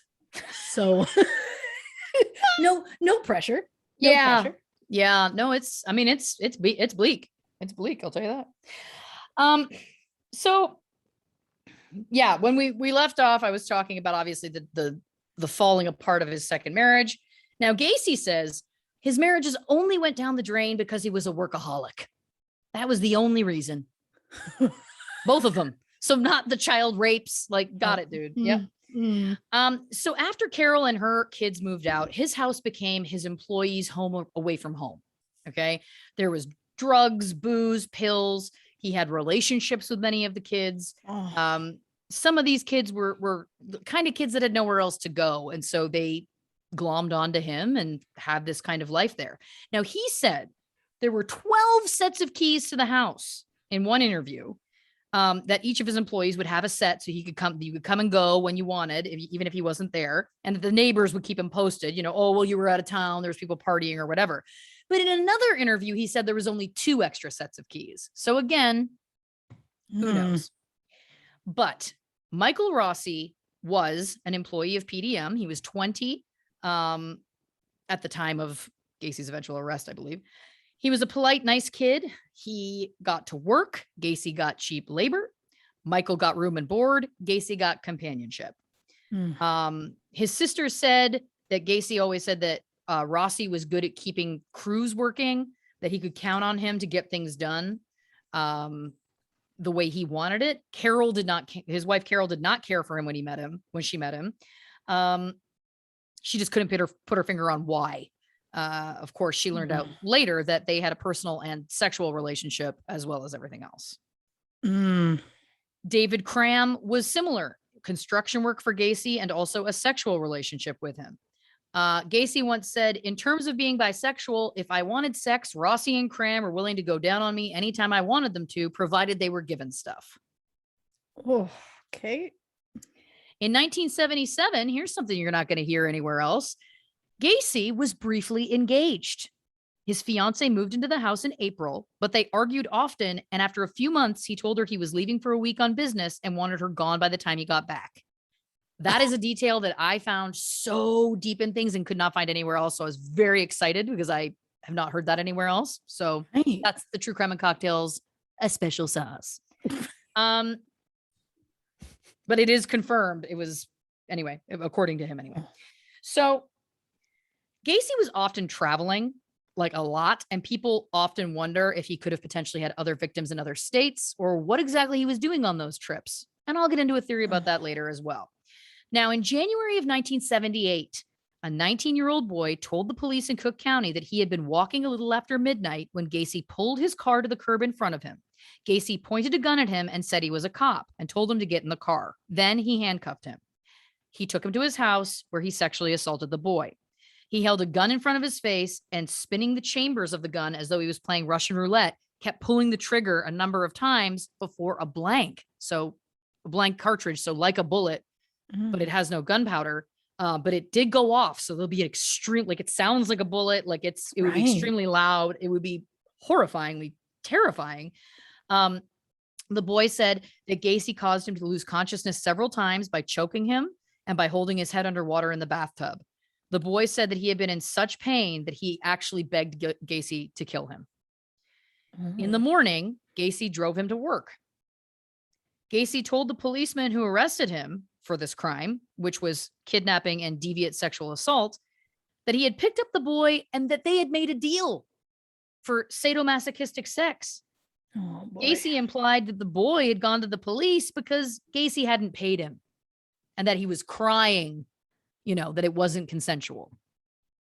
The assistant state's attorney decided that in court, Gacy would appear more believable than the boy, so the charges were dropped. And yet, another sexual assault by John Wayne Gacy just goes. Oh my God. I mean, it's wild. And we'll get into why do we think that happened, etc. But you can see that it really feels like when we're building the kind of case of he had these political connections, he really worked really hard in the community to build this kind of, these kind of relationships and whatnot. It's interesting to me that he had 2 sexual assaults go, get kind of just brushed under the carpet. Yeah. And this is after he also got out of prison based on these letters and his good behavior. Like, it just feels like, again, am I crying conspiracy? Maybe I am. At least a little. I mean, I'd be disappointed if there wasn't some sort of demon or even just straight up conspiracy that doesn't come out. Oh yeah, I just meant crooked cops, but yeah, exactly. Yeah. Oh, they can't all be demons. There can't be Not astral everyone. projection everywhere. Not every time. Sometimes Yeah. the demons are just real people who are real assholes. Well, you ain't just whistling Dixie. So, you're welcome. December 11th, 1978. Robert Piest was being picked up by his mom at work at the Nisson pharmacy, Nisson, Nisson, in Des Plaines, Illinois. It was his mother's birthday, and they were going to have a family dinner. But when she arrived, Robert told her there was a contractor there he wanted to talk to because he was hiring and he was offering a lot more money than he was making at the pharmacy. And he was really excited about this job because he was 15. He was saving up for a car for when he turned 16. She said, no problem. I'm happy to wait for you. And she did. And he never came back. This is broad daylight. His parents, of course, go to the police. An officer took a report, spoke to the juvenile division, but they said, of course, nothing could be done, at least until morning. His parents stayed out all night looking for him. He was a good student, had a good family. He didn't fit the MO of a runaway. And something that you will hear again and again and again in all of these cases at this time was parents were just told, your kids just run away. Your kids just run away. Like they would just get brushed off again and again and again. And even parents like the Piests who would say like, no, that's not our son. Like he was like really into his family and like a good kid. And he had no reason to run away. They were still told like, well, it's the hippie era, even though it was still like the late 70s. So I don't know about that, but anyway. So one detective on a hunch did a criminal check on everyone listed in that police report. And it did mention John Gacy. And can I say, thank God that there was somebody doing some police work, because that feels nice. It was a little too late, which we're about to learn, but good God. Of course. So the name John Wayne Gacy was listed as he had been in that drugstore the day that Robert went missing. He was the contractor who had been talking to the owner because he specialized in redoing pharmacies. Now, there was no sex registry in the 1970s. So his conviction in Iowa did not follow him to Chicago, as we know. So the police go to Gacy's house to ask if he knew Robert Piest. He denied knowing him. And the police said, well, can you come to the station to give an official statement? And he said, oh, he didn't have time for that as his uncle had just died. And in one interview, he said that he told the police they were very rude to treat him that way at a time of death. But in another interview, Gacy said, well, they wanted me to come down to the police station, but I didn't have time because I was doing work for the county. So he contradicts himself all the time. A judge was willing to grant a search warrant based on his past conviction, which the police had now found out about. Thank God. Okay. And his odd demeanor when the police came to the house. It was, an odd interaction. So sure. The police get the search warrant. They say in his house, the walls were painted brown with like this big zigzag of gold going down the middle. And there were clown paintings everywhere. They said, including one right over his bed. Oh, no. That's nope. A bedroom's not a place for a clown. Most places aren't a place for a clown, if you ask me. Yeah. They also discovered a trap door to a crawl space in a closet off the front room. In the crawl space underneath the house, the earth was muddy and there was no recently disturbed dirt. So they didn't really see anything of note down there. Now, there was junk stacked everywhere in this house. They found sex books, sex toys, a board with holes in it, like old-fashioned stocks, like, you put your head and wrists through. Oh, boy. Mm-hmm. They found a class ring with the initials JAS on it. They found porn. They found shackles in the attic. They found 2 books hidden in the attic, one called The Gay Love Letters and one called Pretty Boys Must Die. They found jewelry. They found ID cards. They found driver's licenses that were not his and then later turned out to be related to missing persons. They found handcuffs. They found various sets of car keys, and they found so many police badges. So many. And I will remind you that that one kid told the story where he was posing as a police officer and pulled a gun and said, "Get in the car," right? Right. It turns out, we will learn later, that this was one of the ways that he would lure, and well, that's not even really luring, but that's the one way he would lure victims, is he would pose as a police car in a car that was the same make as police cars, but it didn't have the police car paint. So it looked like an Right. undercover cop car. And he had a red light he would put in like the undercover cops do. And he would pull people over and essentially be like, "You got to get in the car." And we know how that would go. It's also Terrifying. interesting that he had handcuffs when clowns don't traditionally use handcuffs, according to him. Well, not on the young children. No. Mm. Unbelievable.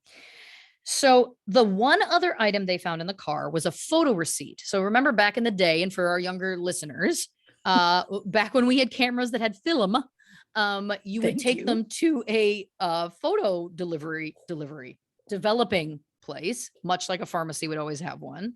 And you would Sure. drop off the film and they'd give you like a little receipt. And it would take whatever, 2 to 10 days, depending on the year and how fast you wanted the photos back. So it was a photo receipt as though someone had dropped off photos. There was no name on it or anything, but there was a number, and it was for Nissan Pharmacy where Robert Piest had worked, which is of course the last place he was seen. Right. So suddenly it felt to police like things were starting to feel a little bit bigger than they had anticipated. They were hoping that Robert Piest was still alive and in Gacy's house. They, of course, didn't find him there. But when they found everything they found and they found the receipt, they were like, maybe we're onto something bigger here. Witnesses told police that Piest had gone with Gacy that night to get a job application. He said he didn't have any on him. And he said, "Well, my mom's waiting." And he was like, "Oh, but I live right near here," which he did. And he's like, just pop with me to my place. You can fill out the application real quick and I'll drive you back," which he did. He was offering Robert a summer job for over $7.50 an hour, which I believe was about double of what he was making at the time. And that's something you hear in a lot of these cases, that he was offering these kids double what they were making. So they were all like, "Oh, this sounds great. Like, why wouldn't I?" Right. So it turns out that the gal working at the front desk at Nissan Pharmacy that day that Robert went missing was a gal named Kim. She had borrowed Robert's jacket the day that he went missing, but when he went outside to see Gacy, he got his jacket back from Kim because it was also the end of his shift. And he said, "Oh, I'm going to fill out this application." So she had been wearing it for most of the day, and then he got it back at the end of the day. That will come into play later. So now with all of this and these witnesses having seen him talk to Gacy, and that there was this, she was saying, well, he was going to his house, etc., the police believe he's a suspect in terms of Rob Piest's disappearance. Robert has been missing for 4 days at this point, and Gacy is on round-the-clock surveillance.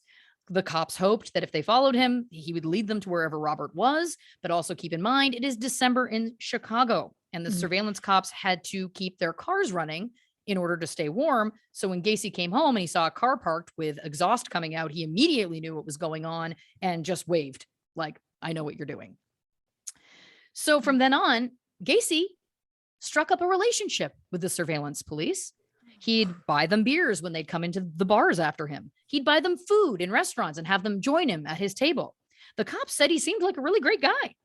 He was apparently very concerned about Robert Piest. He said he'd do anything to help the police out. He'd be willing to take a lie detector test, anything.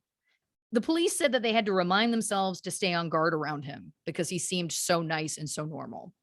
He would also imply to them, however, that he had a lot of friends on the Chicago police force, and he would give tidbits of who these contacts may be. These cops said that they felt he was planting the seed that if he needed help from within, he knew he could get it. Who knows if that's true or not, but again, I present what I find.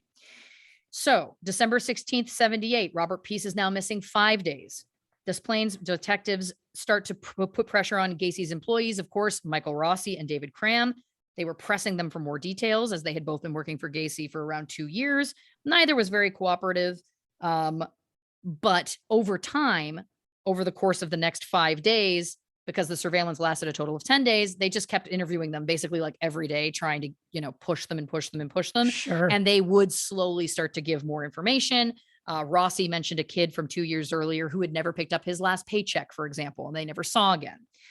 Now, at this point, the slip of paper becomes a turning point, the photo receipt, because they discovered that the number corresponded to Kim Byers, who of course was the gal working the front desk at the pharmacy. When she had put on the jacket, she had turned in her photos at some point and inadvertently put that photo receipt in the pocket of that jacket.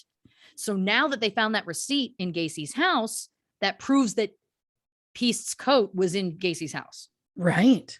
Now, there was speculation later that perhaps police fudged it and that it was actually found in the garbage outside the house, and that they fudged that, and that technically in a court of law that wouldn't have proven anything and that wouldn't have proven he was in the house. But again, the police say that that's where they found it.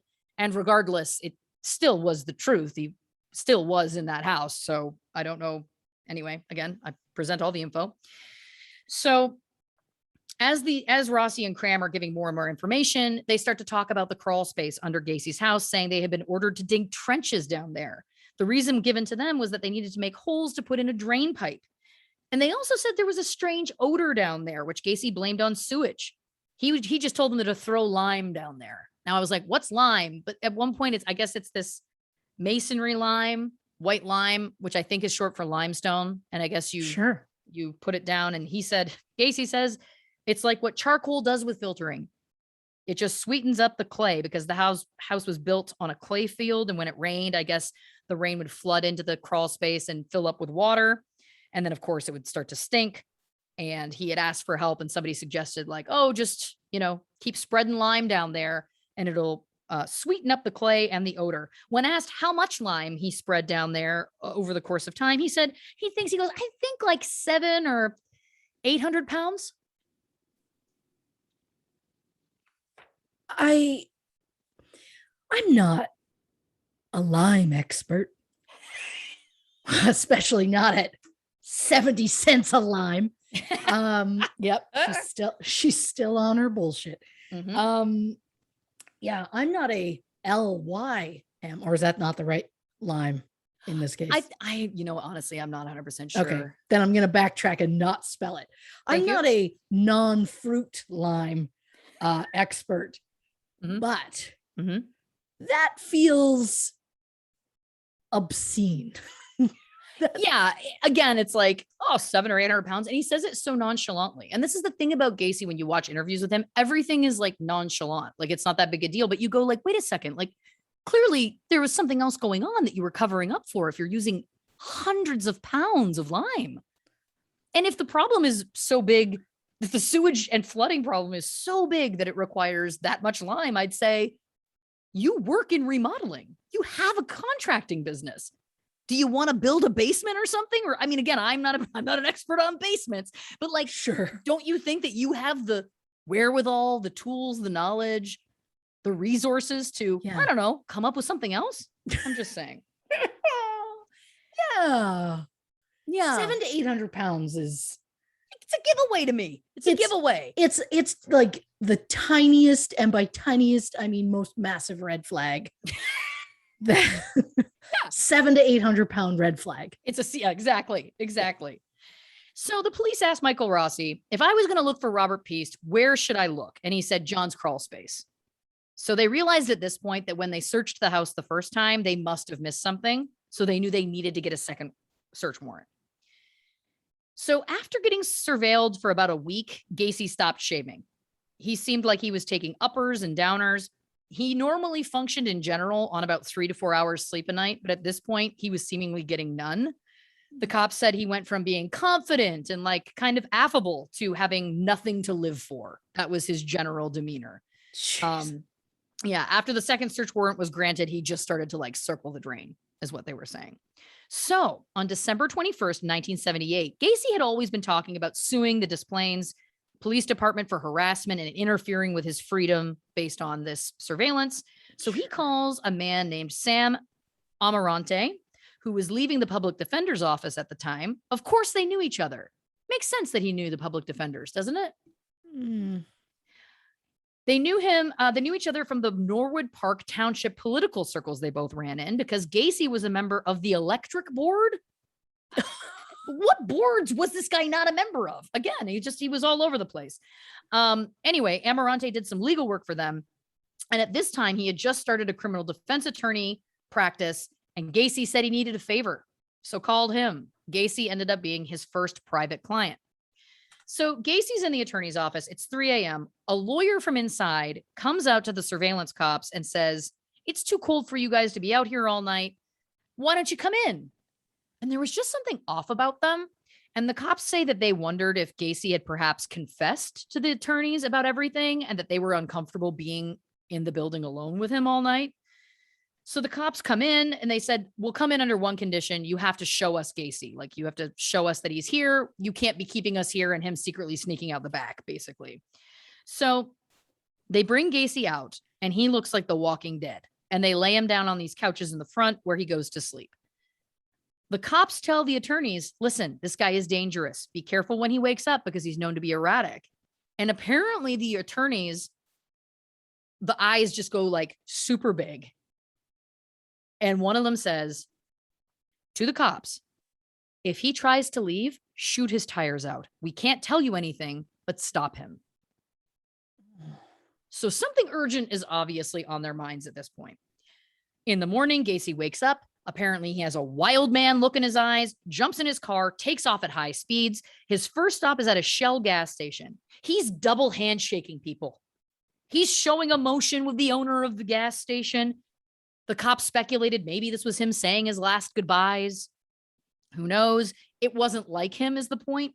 Then he takes a bag of marijuana and puts it in the pocket of a minor, like of a random kid, and takes off in his car again. So one of the surveillance cops follows him. The other goes in the gas station where the kid swears that he didn't buy it. He's like, "I didn't buy it. That guy was just giving it away. Like, he put it in my pocket." Gacy drives to David Cram's house. They both come out. Cram asks the cop who was following them if he can drive Gacy's car for him. They drive to DeLeo's restaurant in the Chicago area. Gacy goes in. Cram comes over to the cop and says, "Gacy just told me he killed 33 kids and he's going to try and kill himself. He was going to go to his father's grave and then commit suicide." Okay. So at this point, the cops are like, "Well, we can't let that happen." So they arrest him on the marijuana charge, because at that point, that was obviously illegal. They handcuffed him, put him in the back of the car, drove him to the police station where he complained of chest pains. So they had to take him to the emergency room. The other cops, who are now searching Gacy's house for the second time, they're like, "Keep him there as long as possible. We need as much time as possible as we can to execute this second search warrant." The cops at his house go into the crawl space. Literally, with the first scoop of the shovel, they find bones. Oh, God. They find a left femur, which is a leg bone. Mhm. Then they find a second left femur. And then a third. So this is already bizarre because obviously human beings don't have 3 left legs. So that means we got multiple bodies down there, or multiple Right. remains. So they called the medical examiner in. The medical examiner identifies the bones as being human. And of course, the police chief calls the surveillance cops who are with Gacy and says, "Tell him he's under arrest for murder." Gacy replies, "Did they look in the crawl space?" They say yes. And he says, "Yeah, that's what the lime was for." So over the next few hours, Gacy confesses to everything. He confesses to all of the murders and to burying them under the house. He talks about how it started actually in 1972. His new family, Carol and her daughters, were away at the time, and he claims that it was self-defense. So he picks up a man named Tim McCoy at a bus station.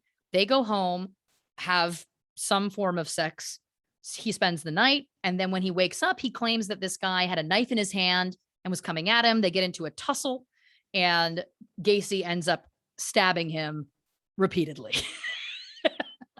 And then he says he was afraid to call the police because he knew he had a sex record, even though, again, as we know, it apparently didn't transfer over to Chicago. So he opened the crawl space door and just pushed him down there. This is his story. Of course. December 22nd, 1978 was the official date of his arrest. Gacy was 36 at the time. After they found those bones, they arrested him on one murder count. Obviously, that went up as they found more. He's smiling in his mugshot, which is creepy as all hell. He was read his Miranda rights, and then he started rambling. He said he buried 27 bodies in the crawl space, a few in his backyard, and then a few were dumped in the river. He drew a diagram of where all the bodies were buried in the crawl space and how many were in each grave or trench, because he would stack them on top of one another in layers. Oh, so there would be a body and then lime and then a body and then lime, for example. Oh. So he draws this map, and his recollection and the exact spot where he said they were going to find bodies was exactly right. And then he also told them how he did it and what his MO was. So what he would basically do is get one of these kids back to his house, whatever way he had to, whether it was, again, acting as a police officer, or the Robert Piest case where he said, come home and fill out this application. And then he'd say, oh, I've got these cool tricks. You want to see a cool trick? And they would say yes. And so he would get out some handcuffs and he put them on himself and then get out of them super quick. And they would inevitably go, oh, wow, how did you do that? How'd you do it so quick? And he goes, you want me to show you? I'll show you how to do it. And then he would put the handcuffs on the boy. With Piest, he said once he was handcuffed, he reached into his own pocket, pulled out the key, and said, the trick is you got to have the key, which is so gross and chilling. Yeah. Then he said, this is graphic. He said, once I got him shackled, he was pretty much mine at that point. He got into great detail about how he handcuffed him, disrobed him, performed oral sex on him, and did the rope trick. Now, he was very proud of his rope trick, where he would put a rope around their neck and tie a knot, and then a little bit further down, tie another knot. And then he would put a stick about 8 to 10 inches long in between. He would wedge it in between and start twisting. And of course, it would slowly strangle the person. He explains the rope trick on video. You can see it. He talks about how it cuts off the air. He put it on, twist it 3 or 4 times until they die. But at the time where he's talking about this in these video clips, he's saying that he didn't commit any of these murders. So it's very confusing in terms of what he was thinking or doing. So he put that on Robert Piest, and then he got a phone call. So he left the room, took the phone call, and when he came back, Robert Piest was dead.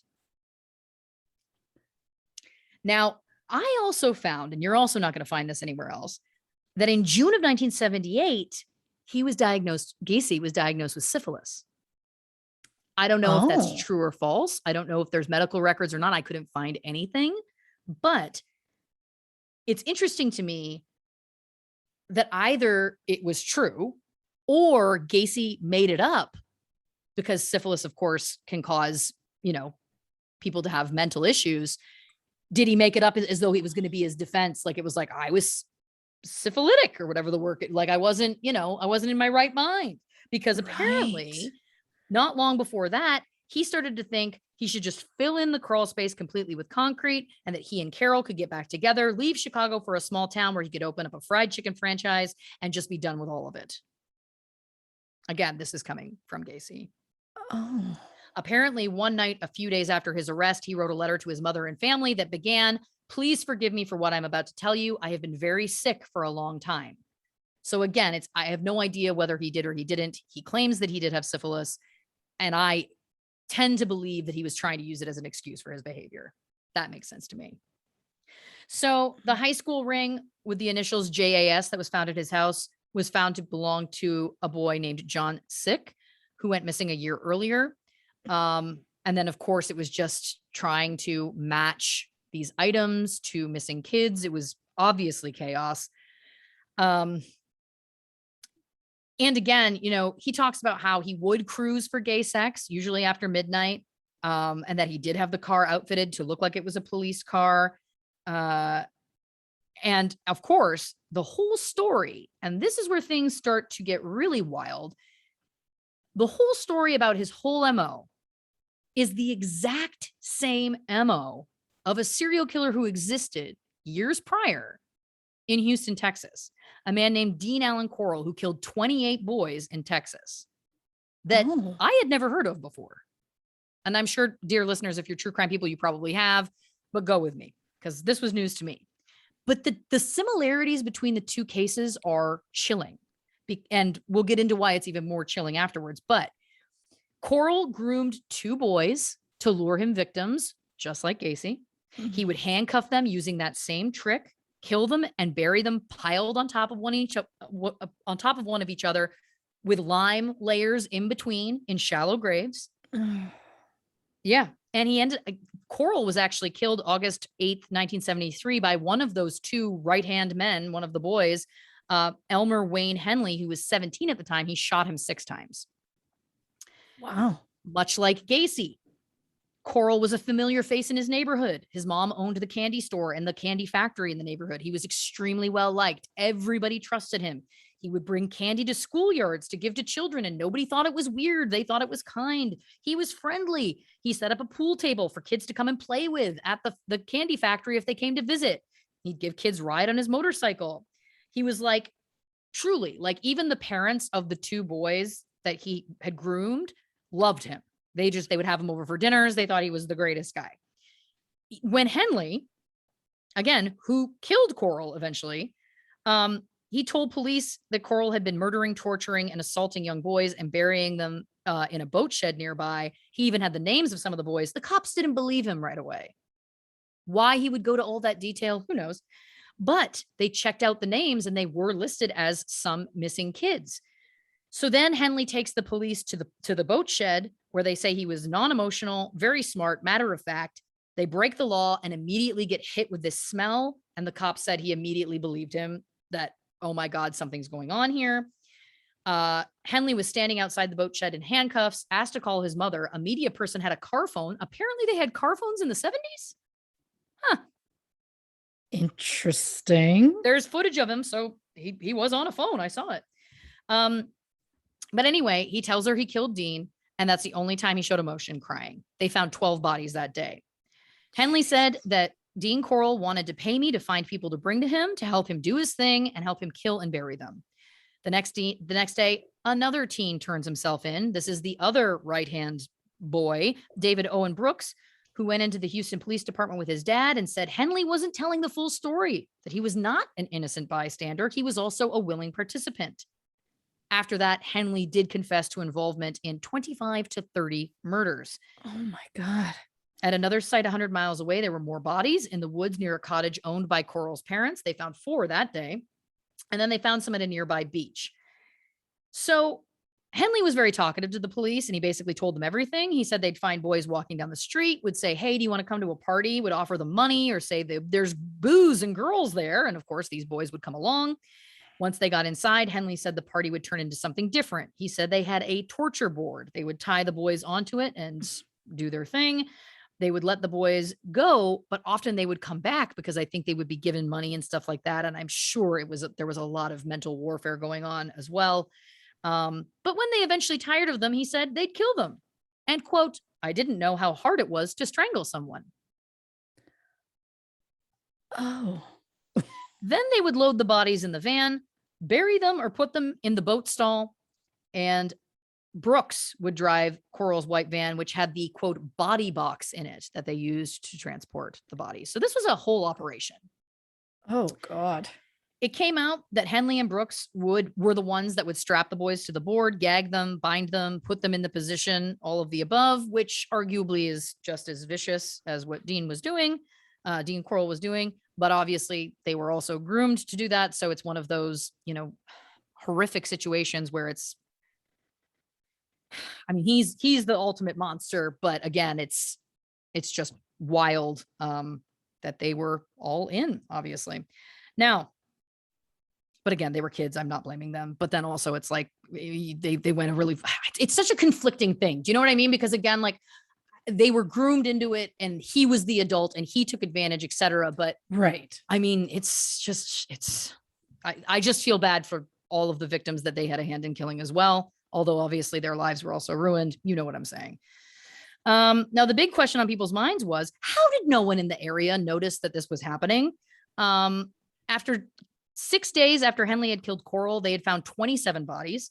It was the worst serial killing in American history at the time, which of course was surpassed only a few years later by John Wayne Gacy, who had killed 33, and Ted Bundy, who confessed in the same year as Gacy to 36, although many speculate that Bundy's number was much higher.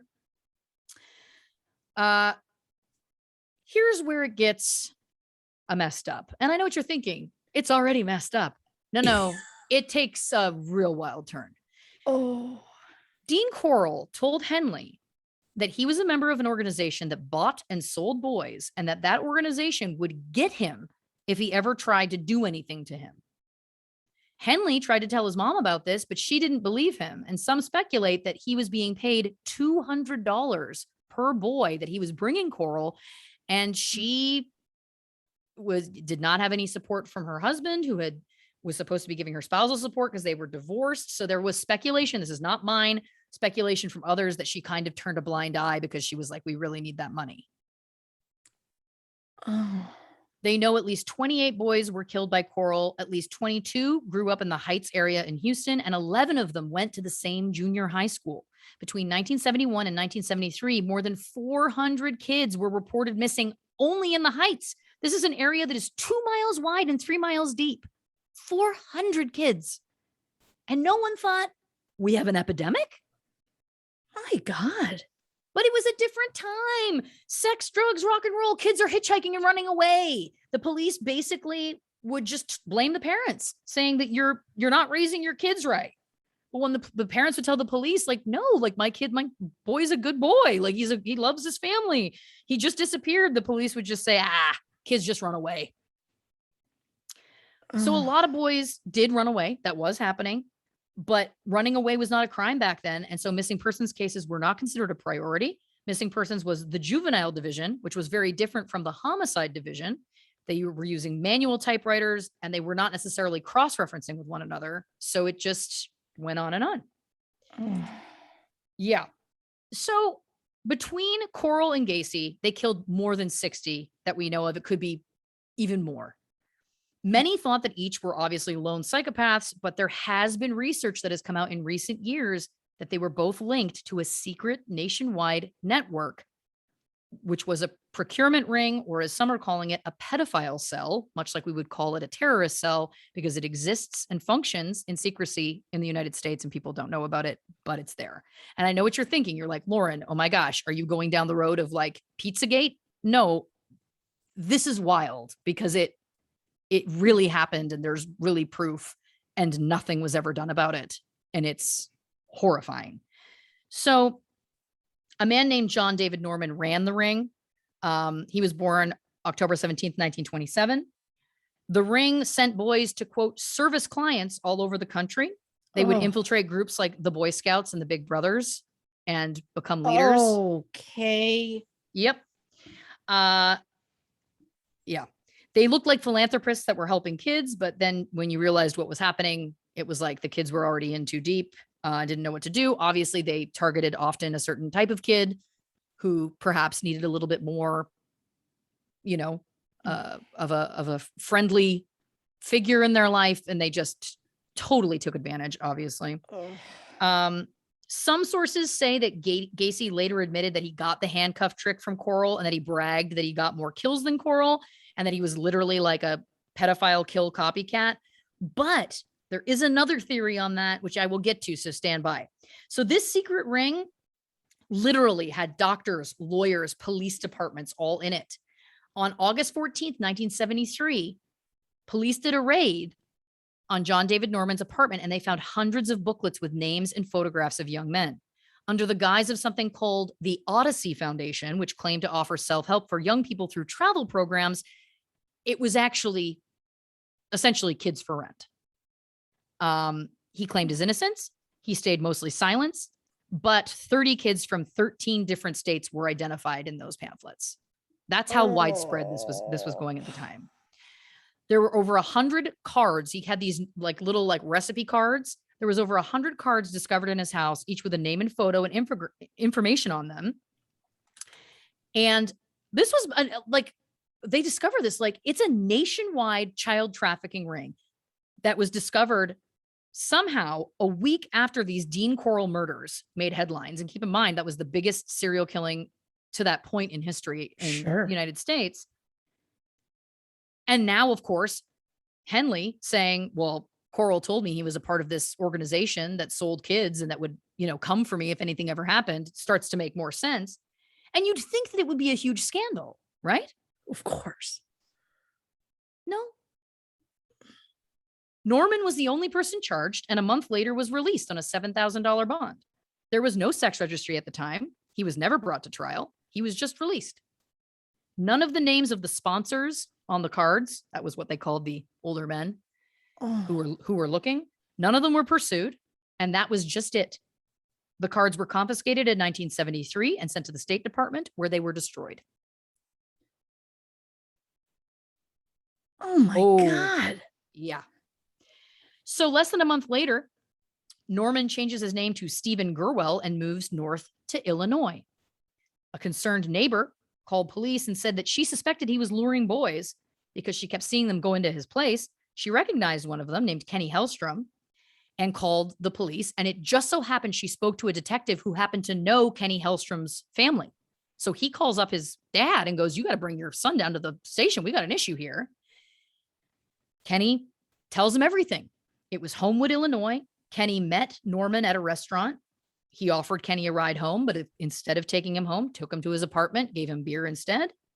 And I think that may have been all that happened upon their first meeting. Kenny was 13 at the time. He lived down the street from Norman, as did a lot of his friends. So, bring your friends over. I'll give you all beer. Suddenly this starts to feel like a cool thing, right? So then he starts showing them pornographic movies, then specifically gay porn. And the boys, they were kids and they didn't know any better. And they went along with this, again, person in a position of status. And of course, it escalated to him sexually assaulting these kids in the upstairs. And it was like a grooming process that went on. And yeah, in an upstairs bedroom at that place, police found a camera and index cards, much like the ones that they found before. They were these white 3x5 inch index cards that were in filed boxes, like recipe boxes. And they were lists of boys and the men who wanted them. The boys were mostly aged 14 to 20, mostly from out of state, but all over the country. And the men were the names of very powerful people. And they realized this is his database. So the police in Homewood gave these to the Chicago Police Department. And they prosecuted him at the time, but that's where it ended. And no one knows where those cards are now. They just disappeared. Come on. He was charged with 3 counts of contributing to the sexual delinquency of a child and 5 counts of indecent liberties with a child and sent to Cook County Jail. His bail was set at $325,000, which obviously was a ton of money back then. The cop booking him said he was shaking so badly he could barely sign his paperwork, probably because he knew what happens to people who assault children in prison. But in the Cook County Jail, while awaiting trial on these charges, he meets a 22-year-old man named Philip Paskey, who was awaiting trial on an attempted murder in a robbery. They end up becoming fast friends, and using the jail's printing press, Norman, with Paskey's help, gets his Boys for Rent newsletter back in print. So he's continuing to run this sex trafficking ring from within prison. In early 1976, Paskey was paroled out of prison and then started to run the newsletter from the outside. 1977, Norman is paroled and moves in with Paskey, and they continue the business together. So it should be noted, jumping back for a second, in Norman's case, Kenny Hellstrom, who, as we know, was the kid that was first identified, testified against Norman. 1 year later, on January 19th, 1977, Kenny Hellstrom was found stabbed to death on his way home from work. He was stabbed 6 times in his back. He managed to somehow get home and was scratching at the door and died in his mother's arms. Oh my Poor God. family. Now, he happened to have $200 in his pocket that was not taken. So this was not a robbery and this was not a mugging. It feels like it has to be retaliation for testifying against Norman. And I will remind you that it has been said before that there is this very powerful organization that has all these very powerful people in it. And that if you do anything against them, they will come for you. And then all of a sudden, let's think back a second to Gacy and how he was paying someone to do something for him. And then all of a sudden in Chicago, these two different boys at different times suddenly weren't available. Does it feel like maybe we're seeing a connection here? 1977, a 33-year-old reporter named Michael Sneed, who is a woman, she's also one of Chicago's oldest, most powerful journalists, had a brochure mysteriously show up on her desk. She has no idea to this day how it got there. Oh. The flyer said the Delta Project. And when she opened it, it was this is the term that was used at the time, boy love stuff. Awful. She calls the police department, asks for the juvenile department, literally says, "Hey, I'm calling because I've gotten this pamphlet about the Delta Project." She said there was a long pause and he hung up on her.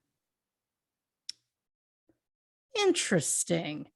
So she goes to her editor at the newspaper that she was working for, George Bliss. He was a Pulitzer Prize winner in the field of reporting. He had a great relationship with the police. And she talks about how at that time, reporters and police really kind of worked together to solve crimes or to get information. So she was allowed to go with them on their undercover operation on these stakeouts because they had learned that this was happening. And there was child porn and prostitution happening on the streets of Chicago, and that men were paying these young men and even younger in some cases to do things with them. This is, of course, the 1970s, so there's no internet. So it was newsletters like these ones that she got sent that were promoting this kind of stuff around the whole country. And so she goes on the stakeout because, again, they were wise to what was happening. The police were onto it at this point. Okay.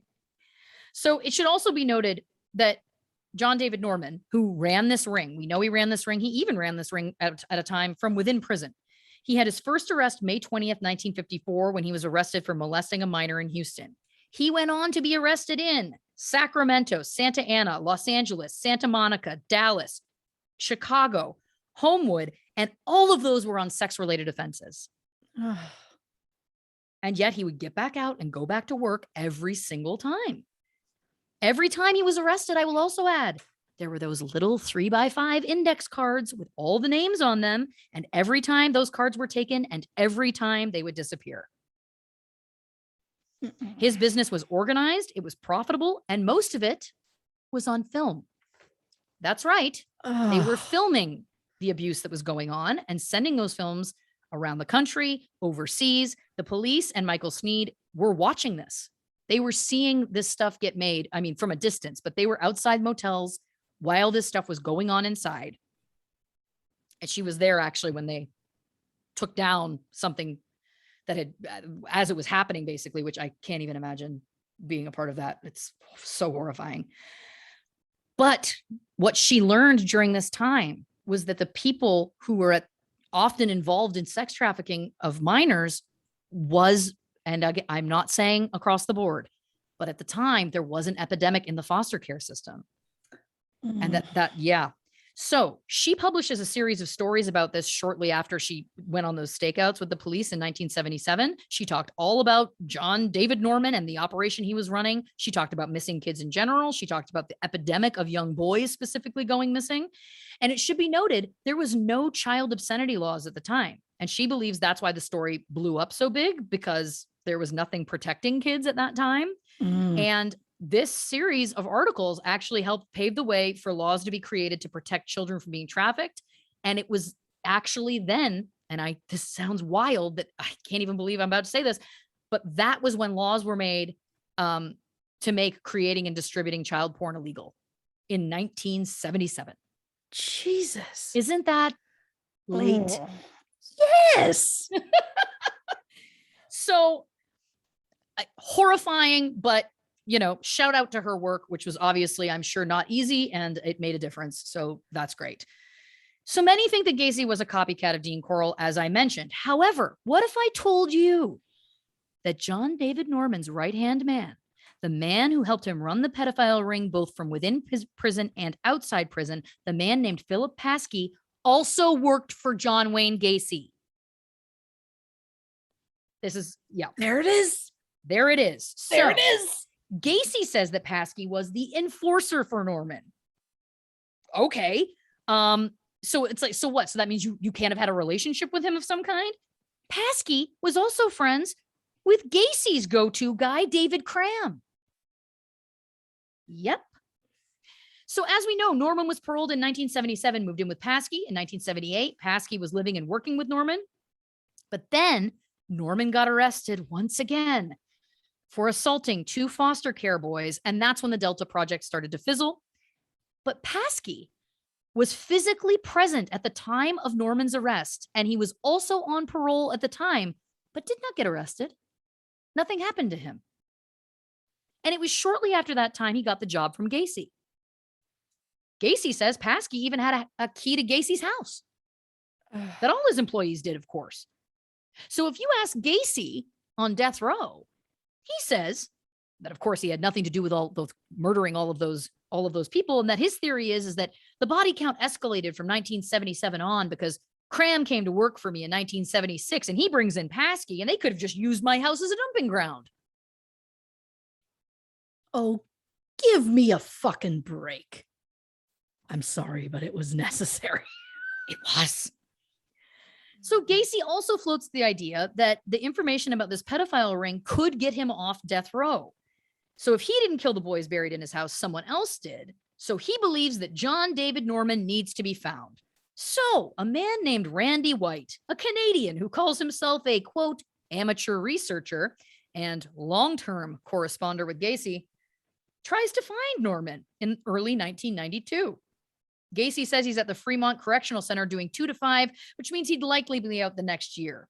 Norman was sentenced in 1990 for 2 to 5 years for deviant sexual battery. And I love that Gacy's like, but he won't do more than 3 years, even though he's already been, convicted of so many sex crimes at that point.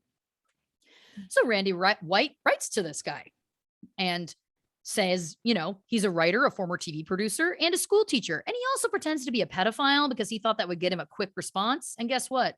It did. Oh. John David Norman bragged in his letters that the Boys for Rent business gave those boys a better life than they ever would have known. He also admits to knowing Paskey in Chicago, and he admits to running the Delta Project.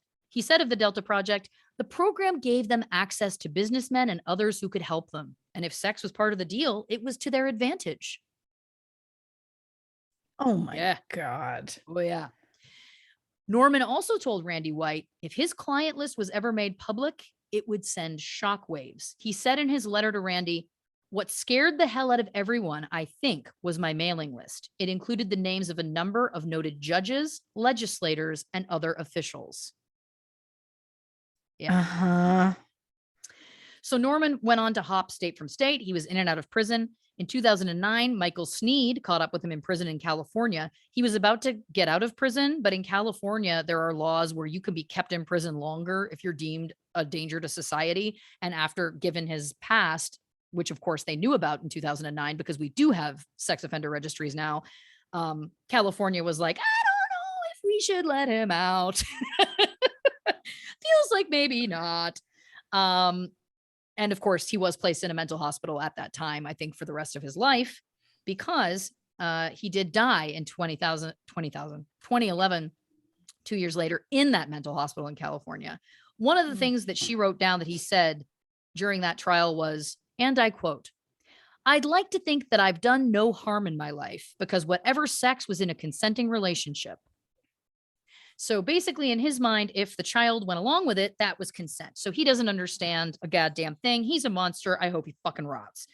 So all of this to say, I know I've gone so on a left-hand turn, but I'm sure we all can understand why. Of course. How does Dean Corll, the murderer of at least 28 boys who had the same MO as Gacy, how does he connect to Norman?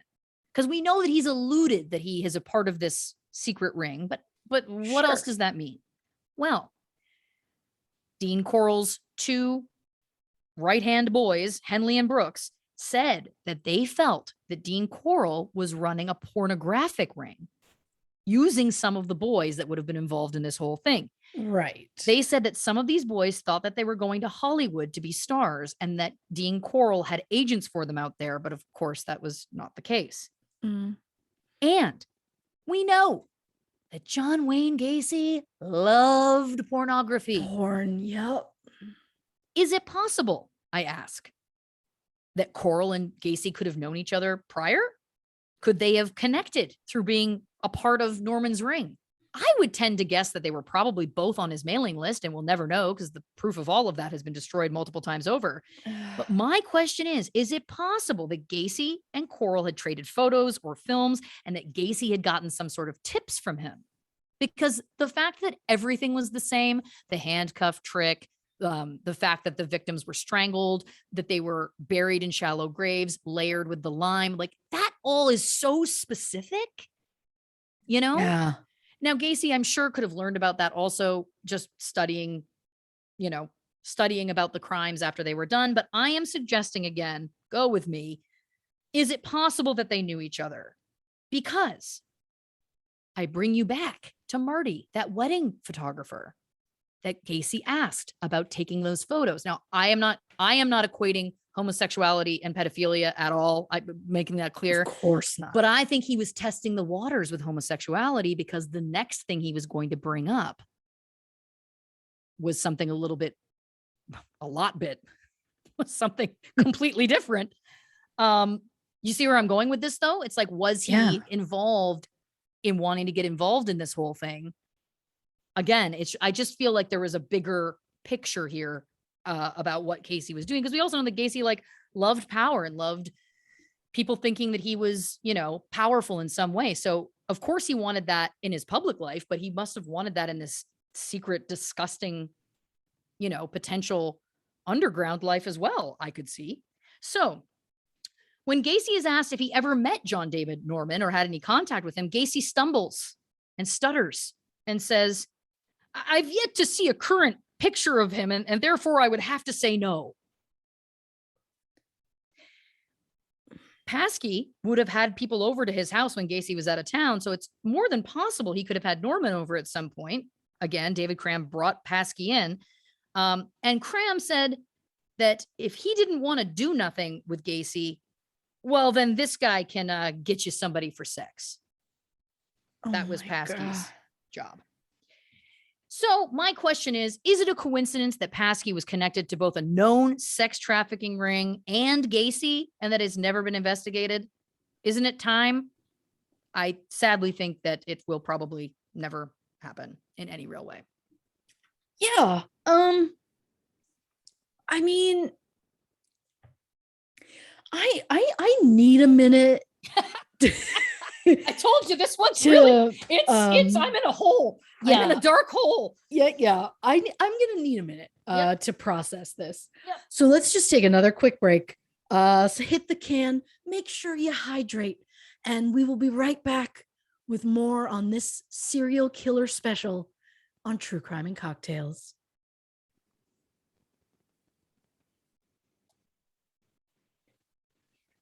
Welcome back to True Crime and Cocktails. Before the break, Lauren was fueling the nightmares of a mother of boys. So I'm officially just never going to sleep again. And to that I say, back to you, Lauren. I realized about halfway through my week of research, I was like, this isn't anything she needs. This isn't anything anybody needs. This is a horror show. It is. I am so sorry that you have had to live in this as long as you have. But you know what? I'm glad to be in the trenches with you. No, trenches is not the word for this episode. Not these ones. Shit. I didn't mean that. I did not mean that. Well, listen, we're in the home stretch. And look, I think with serial killers, I mean, it's always tough. This one's obviously tough because it's just so, I mean, they're all bad, but yes.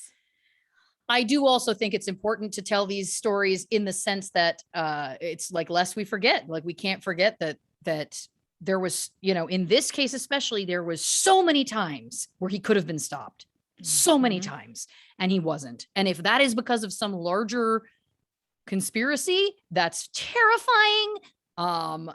If it's just because of, it was a different time and oops, that's infuriating. But, again, those who don't know your history are damned to repeat it, right? So, sure. Oh, all right. Back to Gacy. So he has said he doesn't know anything was in the crawl space. Then he also admits to knowing pieces of it. He also, of course, drew that map that knew where everybody was. But then he also says, no one took down my confession that I made. No one wrote it down. But then some of the cops said they didn't have to write down confessions at that time. Like they didn't have to have an official stenographer, that it was common practice that if multiple police were present and that they all wrote a statement that they all were the same, then that was, that was done at that point. So anyway, Gacy talked about how he could barely get down into the crawl space, that he had to crawl on your belly down there. He said Rossi and Cram were involved, not in the killings, but in the diggings. He said they never said anything, but if they didn't know what was going on, they were stupid. Again, he's all over the map, this guy. Of course, he also blamed the victims, saying that they had done things with him for money, and that there was plenty that he had picked up and done things with and paid that he didn't kill. Oh, like that makes it better. He's, but again, it's like, so did you do it or did you not do it? Like, again, his story changes constantly. Right. He says, my encounters were always happen chance. Somebody waiting at a traffic light. I would offer them a ride and drugs. One violent attack happened 9 months before the body was found, and that was a man named Jeffrey Rignall. It happened on March 20th of that year. And Gacy pulled up. He was just kind of, standing at an intersection. Gacy pulls up, says, hey, do you want to smoke a joint? Jeffrey gets in the car. Gacy immediately chloroforms him. Basically, the evening went on a series of like this guy kind of waking up and remembering memories of being, of course, beaten, badly assaulted, and then just getting chloroformed over and over again. Eventually, he was just dumped at a public place, at like a park, I believe. Now, here's the part of this also that is important to remember. Police came to interview him at the hospital, but he said he didn't know Gacy's address because obviously he had been drugged. He'd been chloroformed. And he said that he had a real feeling like the police just assumed it was consensual because they didn't understand how to take or handle a gay rape. They assumed that sex between gay men must be consensual. And so they just kind of like didn't really do much of an investigation. So it's important to remember that during this time too, homophobia was so rampant that it played in all of these guys' favor. And again, I'm speaking specifically about Gacy and in this situation because Jeffrey was an adult. He wasn't a teenage boy or anything like that right at the time. And pedophilia, again, I can't stress enough, I'm in no way suggesting that the two things are the same. They're not. But I just think in general, there was such a discomfort with any of this that the feeling that I got from a lot of my reading and documentary viewing was that police were they just didn't really know what to make of it. So Jeffrey wanted to take things into his own hands and catch him himself. He was like, if the police aren't going to help me, I'll do it. So he and his partner at the time, as soon as he got out of the hospital, started looking for this car of Gacy's. He had noted part of the license plate and he remembered that he could hear planes. So he knew that the house must have been near the airport. So they rented a car, and for 3 to 4 weeks, they'd go out every night that they could. And then finally one night he was like, that's it. He saw the car go by. They took down the complete license plate number, got it to the cops. The cops, of course, connected it to Gacy. They pulled a photo array with, Gacy's photo and a bunch of others. Jeffrey immediately identified Gacy and he was arrested, but already out on bond. Obviously, Jeffrey wanted to try to get his charges bumped up, but the state's attorney said you can't really get bumped up. And again, this was probably tied to homophobia and that it was just not a priority, which is horrifying. So Gacy estimates he paid 150 boys, men, teens. He didn't say, but 150 people for sex. Okay. Most of them, he says, he left unharmed. He said the ones that he perceived to be a threat because they were asking him for more money, or he feared they would tell on him, he would deal with quote, the rope trick. Oh. Now, the news was also not helpful at the time because they characterized the victims often as being gay sex workers, which was not always the case. Who cares if it was? It doesn't, make anything better or worse. But of course, when you're talking about also, young teenage boys who were not, it was just also so heartbreaking for these families that had not been taken seriously by the police. And then, of course, this is the way that their poor children are being portrayed in the media. It was very overwhelming, I'm sure. So keep in mind, this guy lived to deceive people. He's a master manipulator. After he got arrested, he turned to one of the cops and said, and I quote, "I'm never going to spend a day in jail for this." And I think he really believed that. Oh. Why wouldn't he believe it? He'd gotten away with so much at this point for so long. Why wouldn't he believe it? Sure. So at one point they were questioning him and he was asked about one of the victims. Did you have sex with him? And Gacy responded, "I didn't, but Jack might have." And then when he drew something, he said, "Jack drew this. Jack Hanley," which is interesting also because Hanley is very close to Henley, which was Coral's killer and also right-hand boy. But this was when it seemed that Gacy may have been trying to create a multiple personality disorder defense. So they found a book on criminal law and procedure in Gacy's attic in one of the searches, and the chapter on insanity pleas was bookmarked. So that cop thinks that Gacy was having him write down his every word, and then that would force that cop to have to testify. Well, he said that this guy named Jack does this and whatever. Like, he felt in the moment that Gacy was like trying to create his own insanity defense from the get-go. That was his perception. So Gacy later said, in Illinois, when you plead not guilty by insanity, you're admitting that you committed the crime, and I didn't know that. So now he's saying, I never would have had my defense lawyer do that defense if I'd known that that's admitting I did it. So, okay. So now at that point, he's saying, I want another appeal claiming ineffective counsel. He was grasping at straws. It should also be noted, after Gacy was arrested, one of the cops, Lieutenant Tovar, asked him how many people he killed. And he said, and I quote, "You guys know about 33, but 45 sounds like a good number." Tovar responded, "Where are they?" And he said, "Well, that's your job." Who knows if that's real, if that's bravado? Who knows? But again, we know that he traveled a lot.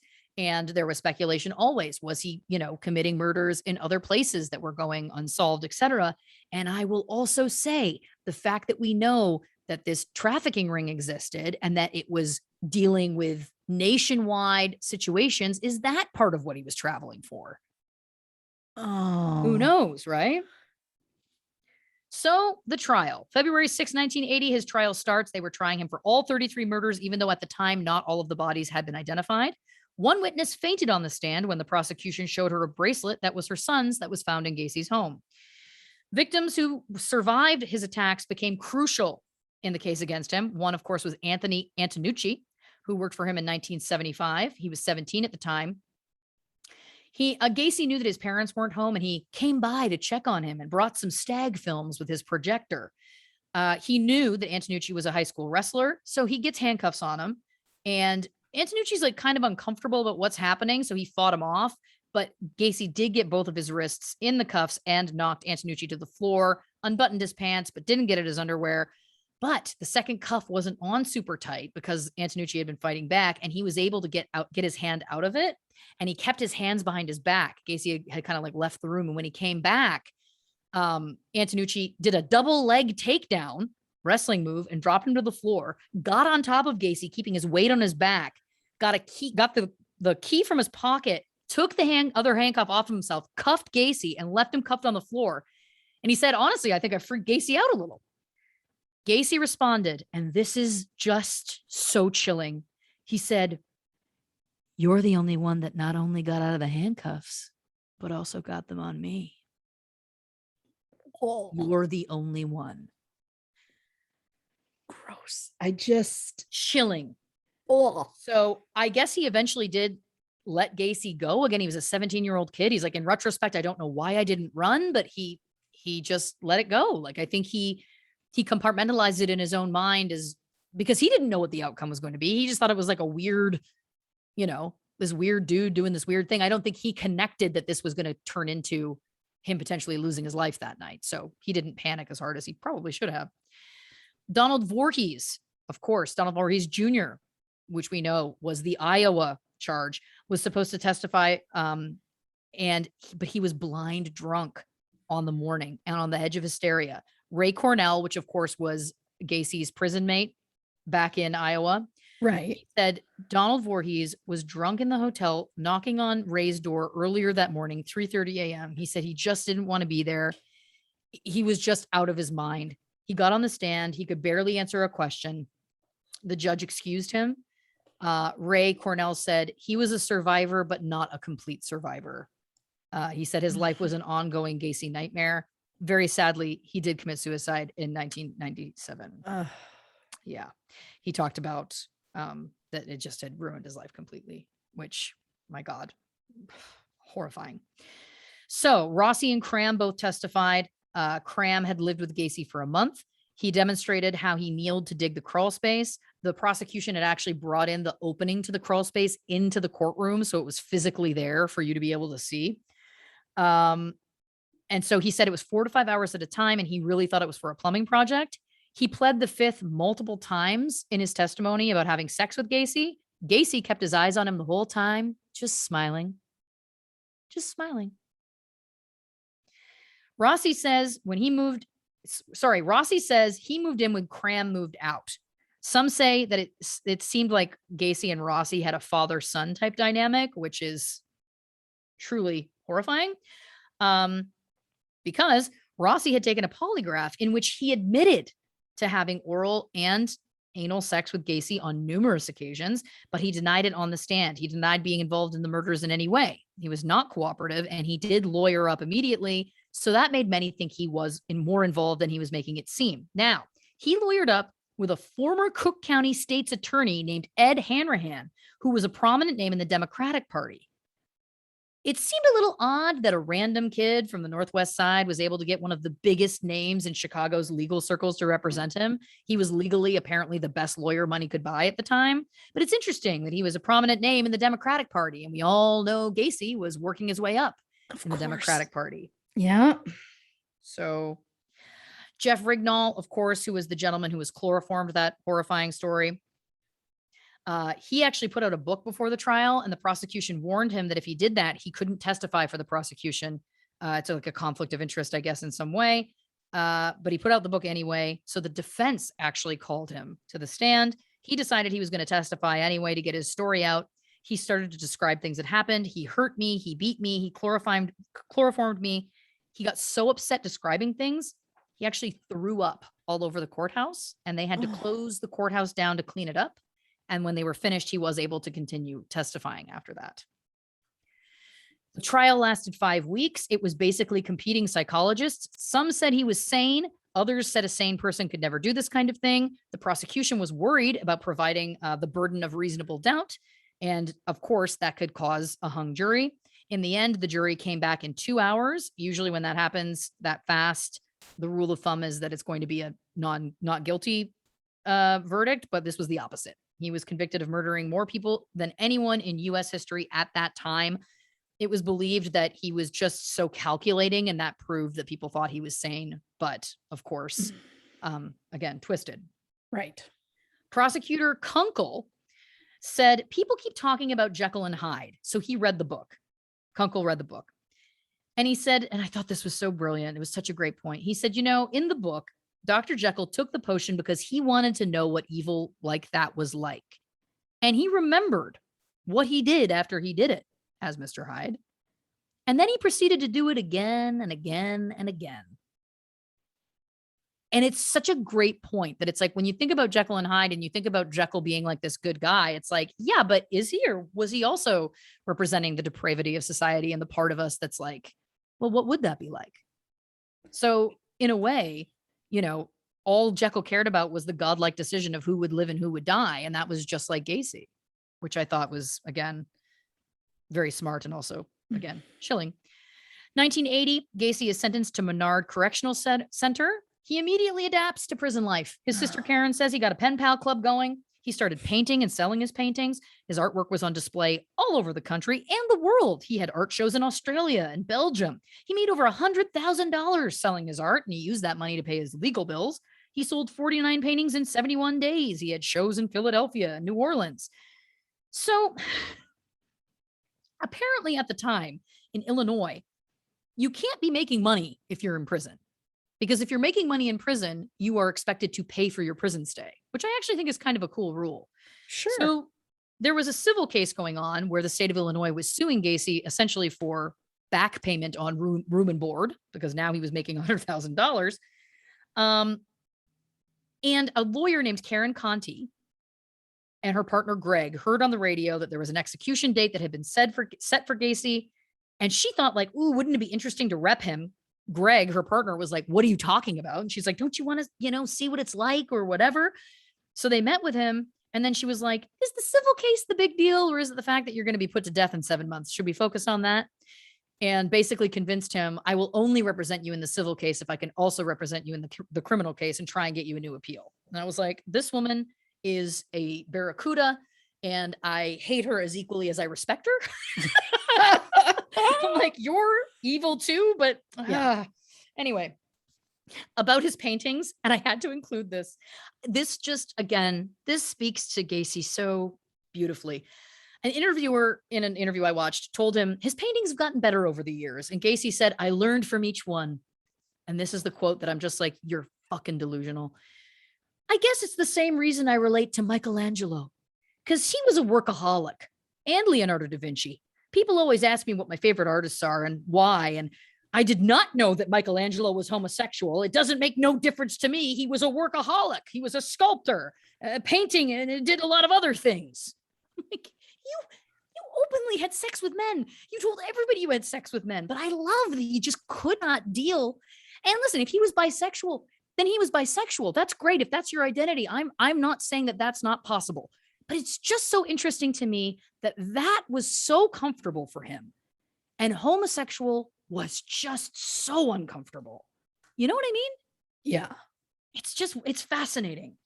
Anyway, so he also had a 1-900 number where people could call in and listen to his voice saying he was innocent. He was making money from that. So again, the prison system wasn't happy he was making money, and neither was the state. Which again is wild.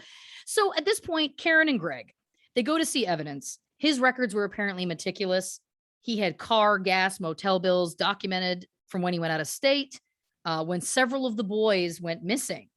And, the Des Plaines police had confiscated all of his personal files December 29th, 1978, I believe. But here's the thing, the dates for when the boys went missing are approximate, and we don't know when they went missing versus when they were killed. To me, I'm like, it's a bit of a stretch. We're also talking about his own records, because this isn't a time where there was electronics. So it's not like I can show you my credit card statement and then well, that purchase was made with that credit card. Right. This is his own handwritten records. So sure, he may have motel bills, but again, was he there? Or did he doctor this? Does he have a receipt from the gas station? To me, it's just like, are we really trusting Gacy's personal records? I don't know. Right. So she also tried to file an appeal, basically saying that because between the time of his conviction and his execution, the state had changed the death penalty method. So it went from the electric chair to lethal injection. And she believed that the machine was faulty. And so she was trying to say it would be cruel and unusual because it's not going to work properly. Now, of course, for people who don't know, the lethal injection is 3 drugs. The first puts you to sleep. If you take enough of that one, it's sodium pentothal, I believe. Pentothal. Enough of that one can kill you on its own, but that puts you to sleep. The second, I believe, is pencurium bromide. That causes your breathing to stop. And then the third stops your heart rhything. But of course, on the night of his execution, May 10th, 1994, which was 26 years to the day after his first arrest in Iowa, something did malfunction. So they closed the curtains. They began his injections at 12:40, but he didn't die until 12:58. Oh. So she believes, his lawyer, that he most likely suffocated to death and he was probably went through a lot of pain. Kunkel, who was the prosecutor who had the whole thing about Jekyll and Hyde, he attended the execution as an official state witness. He also signed the certificate of execution. And he says he thinks he got, even if he did suffer more, he still thinks he got an easier death than any of his victims. So again, bold opinion. But yeah, I mean, I don't know that a lot of people had much kind of sympathy for him at the time, obviously. Sure. Oh my God. Sorry, my notes. There was a blank page in the middle. It just threw me for a loop. So his lawyer, Karen, also said that Gacy would speculate that there were other killers involved in these crimes, but he would never name them. So she could never go to the court with firm evidence. And ultimately that last appeal that they tried, the Supreme Court rejected. And then obviously he was still put to death. But it's interesting because she said that he often spoke about how others were involved, and that he talked about a snuff film operation, which of course is filming real deaths. And that these videos were being made and sold on the black market. He said 4 people were involved: Rossi, Cram, Paskey, and he didn't name the 4th person. Don't know whether that was Norman. Don't know whether that's true, but this is something that he was talking about a lot. My question is it possible that that's true and he was protecting these people for whatever reason by his original confession, and then the truth is that it was actually a bigger picture thing? Who knows?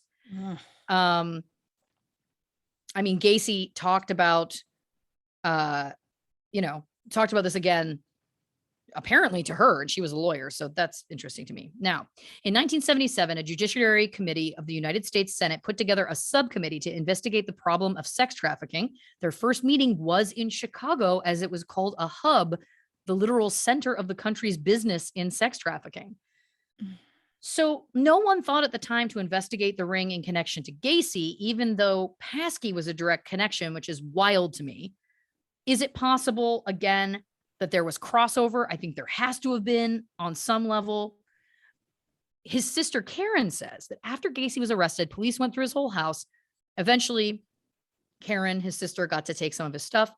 She took a chest of drawers, and when she got it home, underneath the drawers, there was like manila envelopes taped. And when she opened it, she was, first of all, like, it's weird the police didn't find this, but inside there were pornographic pictures of Gacy. And all she said was it was a 3-person thing, and that she was shocked. She said she gave them either to a detective or Gacy's lawyer. She couldn't remember, saying she couldn't believe that they were not found. So there was also apparently other things that I couldn't find more information on, other things that just leaded to that he was really wanting to get into the pornography side of all of it. Right. So again, it just feels like there's connections here that are screaming to be, investigated that probably never will, truthfully. Another, there's also, I mean, there's so much. Again, I'm like, oh my God, how much can I get through here? Okay. Very quickly.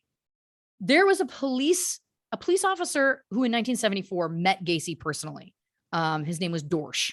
And he found out that he lived across the street from where Gacy's mom lived in this apartment building. And one night, Dorsch comes home. He's a cop. He comes home in the middle of the night, 3 a.m., and he sees Gacy out front with a shovel in front of his mom's apartment building. He's like, what's that about? So he asked Gacy, and he's like, oh, there's not enough hours in the day. I got to work when I can. So at the time, he kind of shrugged it off as being weird. But then after all of this came out, Dorsch was like, I think there could be bodies buried in that property. He, of course, launched this whole investigation, spoke to all these people in the neighborhood who had similar stories about weird sightings and weird things with Gacy. They did this ground penetrating radar technology, which we've seen in other episodes of Unsolved Mysteries and whatnot. There was 17 spots that this company was like, you got to dig in these 17 spots. The police dug in 2. Oh my God. That was in the 90s. The head of the company, US Radar Inc., who did the initial testing, said, and I quote, in a proper investigation, the authorities would have been more willing to excavate any possibility. So Dorsch thinks people wanted to cover it up. There was quotes being floated around like, we don't want any more bodies. That was something that I heard at one point in my research. So he brought it up again. So that was in the 90s. In 2012, He brought it up again. There's a new sheriff in Cook County, Sheriff Dart. In 2013, they approve another dig. The search warrant was granted, but then nothing happens. So 2 months later, at the end of March, Dorsch posts online, basically pushing them, saying like, it doesn't feel like the police really care about this. And then the next morning, Michael Sneed, reporter, we remember her, had an article in her column saying Sheriff Dart had already done the investigation 6 or 7 days prior. When he was asked, he was like, well, we didn't want to make a big fanfare. We didn't want to draw attention. We used cadaver dogs, which, as we know, are not necessarily reliable, from the Madeleine McCann case. Sure. Thermal imaging, ground penetrating radar. We just didn't find anything. So that's it. As far as we know, nothing was dug. There's a ton of other stuff about that too, which I don't have time to get into, but it's wild how either mishandled, either accidentally or deliberately that whole thing was. That's all I'll say. Now, my final thoughts. Yeah. Did Gacy kill these people? He admitted to it originally. Then he said he didn't. What do we think? I think it's safe to say he obviously wasn't operating alone. We know that Cram and Rossi were at least digging, they admitted to be digging these trenches for him. Again, in the end, Gacy claimed to only have killed that first victim in self-defense, and he had no idea that there were bodies in the basement. But then he did draw that very detailed map, Right. And then in March 1994, just 2 months before he was put to death, Gacy gave a man named Craig Bowley tapes. Craig had known him for years from corresponding with him and interviewed him for the Peacock documentary that had come out. He's in there. So Gacy gives him this box of audio tapes, and Bowley just never listened to them. He said they just sat in a box from 1994 to 2019, which I'm like, really? You didn't want to give him a listen? Anyway, so he doesn't know why Gacy gave him the tapes, but he said he had to know what was on these tapes. And it sounds like it's a lawyer talking to Gacy. And all you hear is the following. Gacy is asked, what did you do with them? Gacy says, threw them downstairs in the basement. Just threw them down in the crawl space. Then he says, yeah, I did it. I don't know why. He says, the lawyer says, all the ones you remember seem to be in the house. He says, yeah, or the garage. Killed in the garage? Yeah. Why were the last few dumped in the river as opposed to being buried? Gacy says, I don't know. It was easier. Then, I think I killed him, but I don't know. What do you mean you think you killed him? Well, he was dead. Then Gacy says, there is one guy I remember taking out of the house and throwing him in the forest preserve. That was 2 years ago. He goes on to say, it's just hitting me now. He hadn't buried him. He just went and left him in the woods near a high school. When his sister Karen asked him if he had done these crimes, Gacy replied, maybe a few. Karen admits that she has attempted suicide twice because she hasn't wanted to live with any of this, but ultimately chose to live for her children. I will offer, Gacy is a diagnosed antisocial personality with no ability to experience remorse and an incredible ability to manipulate and lie. A Canadian psychologist named Dr. Robert Hare, who is known for his research in the field of criminal psychology, suggests that 1 in 100 people are psychopaths, and they tend to blend in like cold-blooded chameleons.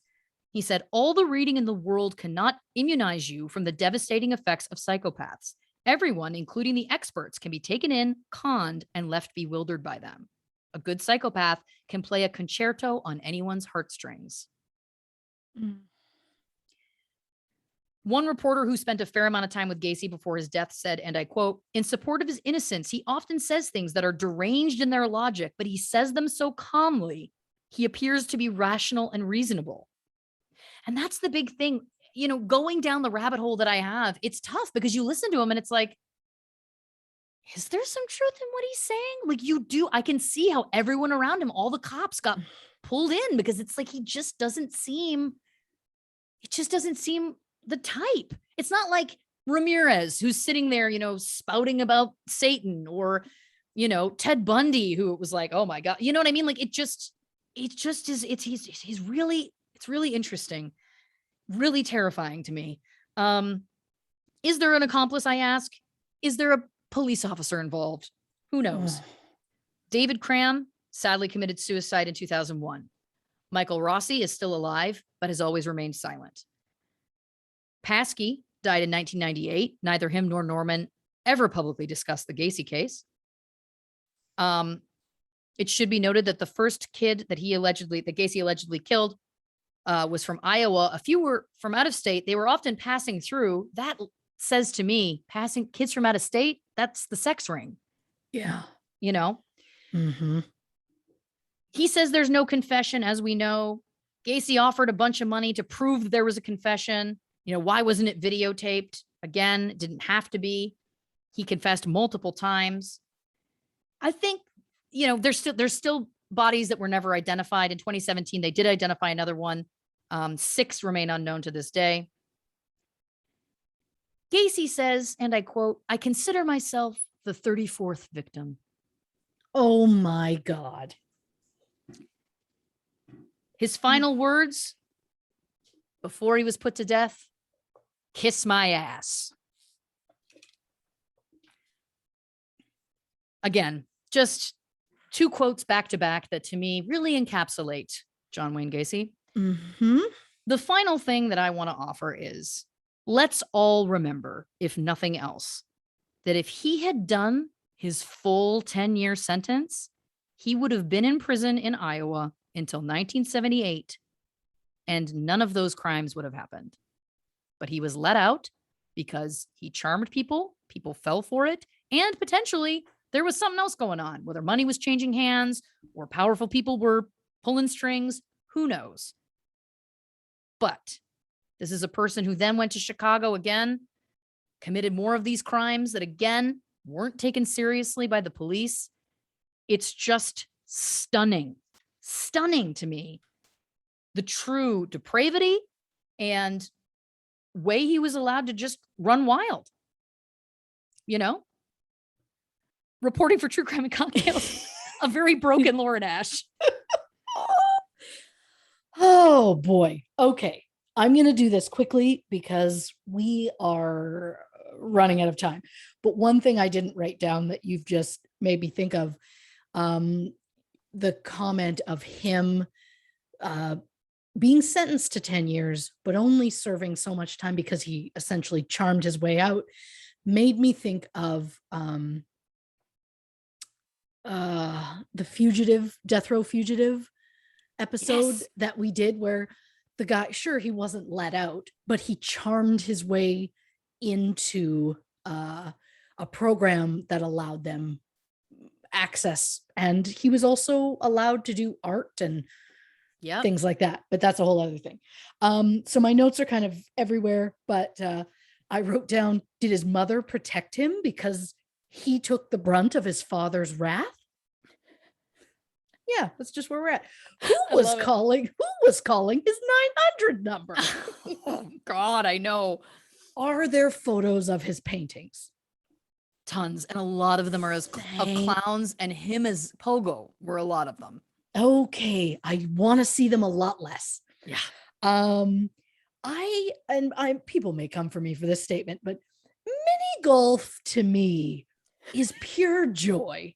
And I just feel like the idea that prisoners have played more mini golf in their sentences than I have in my lifetime is the real tragedy here. Because it turns out I love mini golf and I have not played in years. And so not specifically a shout out, but mental note to my husband, we should go play. That's where I'm at. I had written down, did Dean Coral know Gacy? Were they on the same board of something? Were they both JC members? Like, these were the things. And then you went into this person who potentially knew them both. And I was like, here we go. We knew there had to be something. Delta Project, fucking terrifying. Shout out to Michael Sneed. Yeah. For what I can't even begin to imagine was her life at that point. But made change, man. 100%. Saying the name Coral makes me feel like Rick Grimes from The Walking Dead, because that's with his accent. That's how he always said his name, his son, Carl. And my husband and I always mock it because it was like, Coral, get in the house or whatever. And it was like, it was terrible. But while I'm at it, and because I can, shout out to Andrew Lincoln, Norman Reedus, and Jeffrey Dean Morgan. Also, and this is my last thought, and I think everyone will appreciate where I go with it. The body lime kind of layering is like psychotic serial killer trifle, which the word trifle makes me think of Friends, which makes me think of Joey Tribbiani, which gives me joy. And thank God, because after this, I thought I was never going to feel joy again. Yeah. Which leads me to Lauren Ash. Thank you for your research. Thank you for taking us on this horrifying journey. I'm so sorry that you have had to live with this for a week, but if it makes you feel any better, you did a great job, and I appreciate you. Yeah, it's worth it now. It's worth it now. Yeah. And thank you, dear listeners, for going on this journey with us. Yeah. We appreciate the support.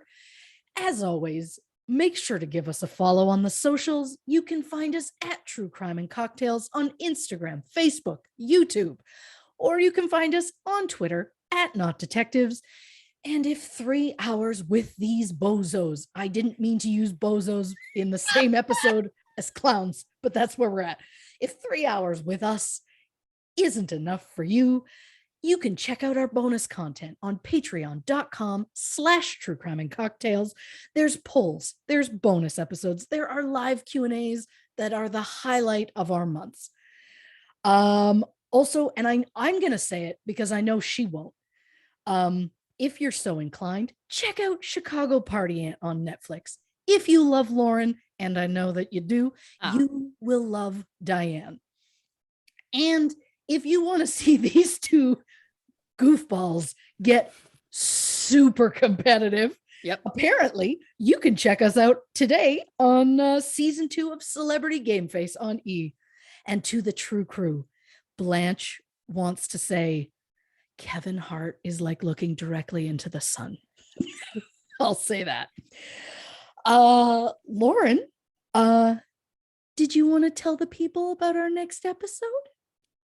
On the next episode of True Crime and Cocktails, Tanya Harding. Oh, that's right. Oh, I'm just in the beginnings of that research, and I was a child. I wasn't a child. I was a teenager, be honest. At the time that all went down. So I'm already learning some stuff. So I can't wait for that. Oh God. Yeah. I don't know if I'm sleeping tonight. Wow. Wow. Today was a real journey. Lauren, would you like to say goodnight to the people? Good night, everybody. Good night, Keanu Reeves.